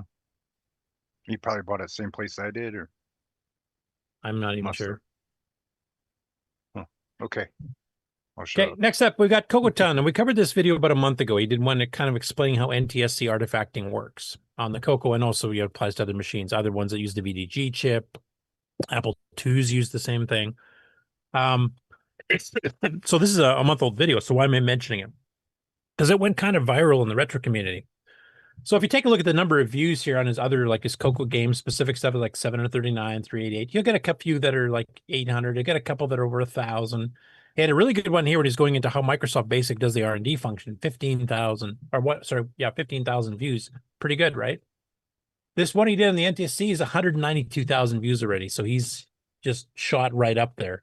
And I've been seeing it on other multiple platform retro groups on Facebook and elsewhere have been promoting his video as a really good one to understand how this all works, how the artifacting works, what it's doing under the hood per se. So I just wanted to kind of congratulate him because that's a viral video to go from your average views of 1,000 with an occasional 10 or 15 and then going up to 192K on one video. And that's the most recent one he's done, is by far the highest viewed one. So if you haven't watched it, I know Nick really thought it was really well presented himself. And I thought it was as well when we showed it on the show. If you haven't seen it, you want to understand. It would relate to other computers as well. That's why I think it took off so much, because it explains how the Apple II's artifacting works, as well as some other machines that also have the same technique. So yeah, it does cover multiple ones, but he did such a nice presentation of it and made it very understandable. That's the main thing. And he covers some pretty hardcore tech topics. So to get something that popular and on multiple platforms is pretty awesome. Next up, I believe this is Brian Blake, who might also be in the chat right now. His 10 to Tiers 80 blog site. He's just made a 3D printed case here for the Sega joystick adapter. This is the one that John Linville designed and Neil Blanchard was selling. This is the one that supports the extra buttons too, if I remember correctly. It does require some special software, but there was never really a 3D case design for it. It was just like, here's the board and the connectors and have at it. So he went through and designed one. And this is kind of what it looks like now. And you can actually get the files there if you want to create this yourself, if you have one of these adapters. And I believe Neil is still selling these too. And there are a couple of game demos that actually use the extra buttons, because I think it's 4 or 6 buttons it supports. Next up, Erico Monteiro, who's actually at the Retro SC show in Brazil, gave an update on this TPE game engine thing, which kind of looks like it's going through multiple caverns. I kind of think I remember I seen this earlier when I was looking for news for some of the previous weeks, and Mark was covering it, but I can't remember the details off the top of my head, so my apologies. But it's basically an animated GIF, so it kind of shows the person, running around and jumping over cliffs and, kind of restoring the background as you walk over it. And he's been using the UG Basic compiler. I'm assuming this is probably generated by that compiler. But it's a multi-screen platformer, basically. I don't know. It's not a full game yet, I don't believe. It's, as he mentions in the comment, you can see there on screen if you're watching it, it needs a bit more of quote-unquote game now. But the animation stuff looked really good for a SG4 game. And it looks intriguing, like a multi-screen platforming game too. So I'm interested to see where he's going to take this as far as from the character running around. Next after that, the next issue of Compute's Gazette magazine. This is the rebooted, physically printed on real paper. You can actually hold it in your hand and read it, just like the old days of Rainbow. The latest November 2025 issue is 100 pages long, covers a whole bunch of different things, including like FujiNet and learning C64 Basic and Amiga and stuff. And this is the one that's been soliciting and trying to get people to write for the Tiers 80s, including the Coco. But they do have some stuff here, and here's a table of contents. And one of the things they covered, it's not strictly Coco, but we've covered this before, where there's a person who's been porting the Dungeons of Daggerath classic Coco game to the Amiga. And they actually have an article on here that's actually, you can read about that too. And they also had like a Tandy issue earlier on. And they have had some coverage of Coco FujiNet and stuff like that as well. Thomas actually, I think, writes a regular column on FujiNet where he's kind of updating everybody's reading on the various versions of FujiNet, the various programs are getting written for the FujiNet platform. So the fact they've got it up to 100 pages, and this is actually a physically printed magazine you can actually like order and subscribe to it, everything else, is pretty darn cool. So how much do you think it is a month? Or, for one I issue? don't remember off the top of my head. I did, like the first time we covered it, I know they gave their price per issue and price per subscription. I don't remember. They it off have the top of my two head. tiers. It's a monthly subscription. You can get the digital only or the digital plus hard copy. And with tax and shipping, it's like $14, $15 a month with tax and everything. I thought it'd be more like 20. No. It's not bad. Yeah. No, Yeah, for a they're 100-page out. magazine, that's pretty good. Yeah, they're out of Austin. So, yeah, I subscribe to them. Cool. What's been your opinion of their coverage of Coco stuff so far? Pretty good. Like I said, they're looking for people to cover, write articles about it and stuff. I'm not a very good writer, or well, I used to be, but I just really don't have the time to write something up. So, I mean, Don't you have an AI buddy? Yeah. Yeah, I could do that, but then there, people can they're sophisticated enough that they can read, what's AI and what's not. So Well, yeah, AI makes you look stupid, and why do I Yeah. want to go on and be stupid? I Well, retract my question then. well, the problem with AI is it gets too nice at times, and you just read it over and over, and then you can just tell that it's AI. Right, Yeah. right. It's the least common denominator explanation for everything. Right. Do you think we got a few years before it gets personal? Like our Well, who lifetimes and knows? maybe a couple of more? Yeah. I hate it when a robot tries to Emulate. pull me in and, empathize with me. And no, you're a flipping robot. I'm not going to. Audience Yeah. participation questions and, Well, I You was guys have all messing heard with me complain before. I'm not a huge fan of AI. yeah, I was It has messing its with it place for last certain night. things, but not. Yeah. Yeah. I was messing with it last informational. night. Yeah. Oh, Go ahead. okay. Oh, I was messing with it last night, and I asked about what were the last surviving monkeys, from the group, the monkeys, and it said there was 2 surviving members. It was Michael Nesmith and can't remember the other guy. Doesn't matter. It's wrong. Yeah, and There's well, only when they one. mentioned Michael Nesmith, and then I wrote to him, I said, or I wrote back, and I said, "Give me the bio of Michael Nesmith," and it gave the whole thing. It said, "Oh, and he died in 2021." Oh, geez. Then I asked the question again, and it says, "Oh, there's only one surviving, monkey," and it was Mickey Dolenz. That's who the one. So great. You've trained a 5-year-old something it didn't know before, and now it's going to tell everyone else. Yeah. Will you get Its credit for 5-year-old it? view of the world. No. But here's the No. thing: is the AI we've been given as a front end like ChatGPT and Grok and the likes. They're limited in the sense that they have a lot better AI, which is not accessible to the public. That's Right. because you got to pay. It's not No, necessarily not- smarter, but yeah. it's bigger and better. Yeah. Known as Skynet. Yeah. Pretty soon. Dumber yet faster. Mm. I mentioned before, like Thomas Cherums is writing a regular column here on FujiNet, and he's covered Coco stuff on there and just general, programming for FujiNet and other platform specific stuff. But I want to mention this one here. Tandyland is written by Ian Maverick from Australia, and of course he's a regular on the TRSA Trash Talk podcast. In fact, he's one of the hosts, the main host. He's also the host of the auction and some of the trivia games and stuff at Tandy Assembly. But he's actually manufactures Coco hardware himself. Like he sells ours to 32 packs, for example, if you want to get a duplicate of the Tandy one. So maybe he'll do some Coco writing too in his regular column too. So it'd be kind of interesting to see if we can get him to do some more Coco content. And Richard Lerbieski, since you've actually read a few of these magazines, has he been covering Coco stuff much, or is he covering more than 1, 2, 3, 4, etc.? It's been the 1, 2, 3, 4, I believe. Okay. Yeah, this is like the 3rd issue of this magazine. So I mean it's relatively new. So this yeah, so they're still asking for people to write. So yeah, they're still asking for people to write, to advertise. I mean, it's a growing magazine and it's really, really good. So I think the more people that jump in on it, the better. And it's in Austin, so they're weird enough to make it work. Yeah. So I definitely highly recommend it. I mean, anything that covers a Coco is worth supporting. And one thing I remember, the old regular Compute, not Gazette, because of course they flipped around with the roles of them more. Right. But the original one used to publish, programs or small games or something where you have, the source code listings for like 4 different platforms for the same game, and the Coco was sometimes one of them. Although they apparently had never heard of Extended Basic back then, which always bugged the hell out of me. But I'm wondering it'd be nice to see them get back to that point where they're writing like, here's a little game demo or something like that. And here's the Atari 8-bit version, the Apple II version, the Coco version, and a Model 1-3 version, or whatever it happens to be. Wait till they get a hold of Marenti's. My speculation it's not is their writing, it's our writing. If we want to do that, then start doing it. Yeah. Yeah, but I don't want to write they're those other asking for platforms. is submissions and people that are willing to come up with those things.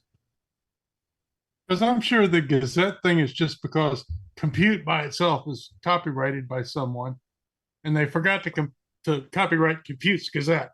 So let's run with that. Yep. Daddy Real Chat says he also recommends this magazine, waiting for the latest issue to show up. So far, it's been great. And right now, I don't know how easy it is to see on the screen, but this current issue for November is actually number 5. So they've been around for almost half a year now.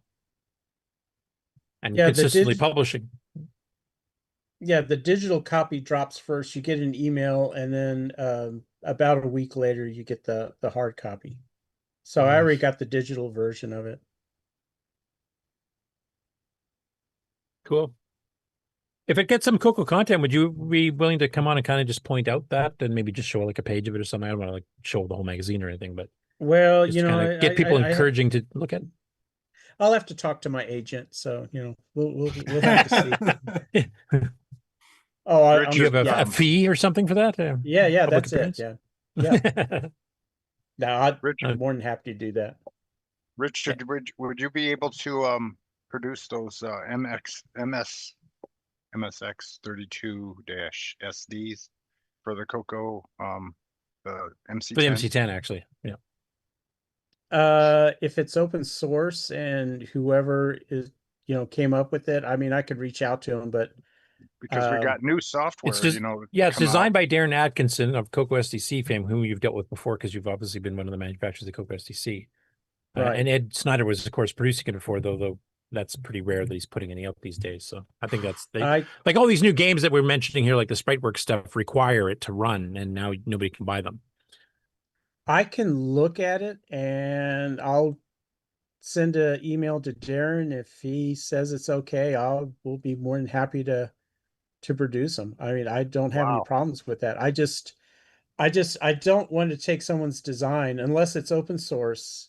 And, even with open source, I think it's best to ask them, to go ahead and do it. Like the MPI project that I'm doing, it's going to be open source, and anybody has their blessing to, once it's out, that they can procure their own boards, and if they want to sell it, they can sell them. So.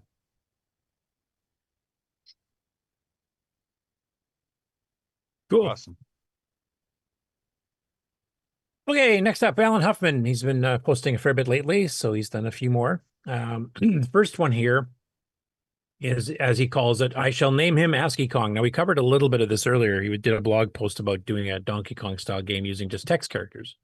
So in this case, he's actually switched to be semi-graphics 4 with some text characters thrown in. And I don't believe this is the full game yet, but it kind of just shows you he's got the multiple level platforms. They're not angled like the original arcade.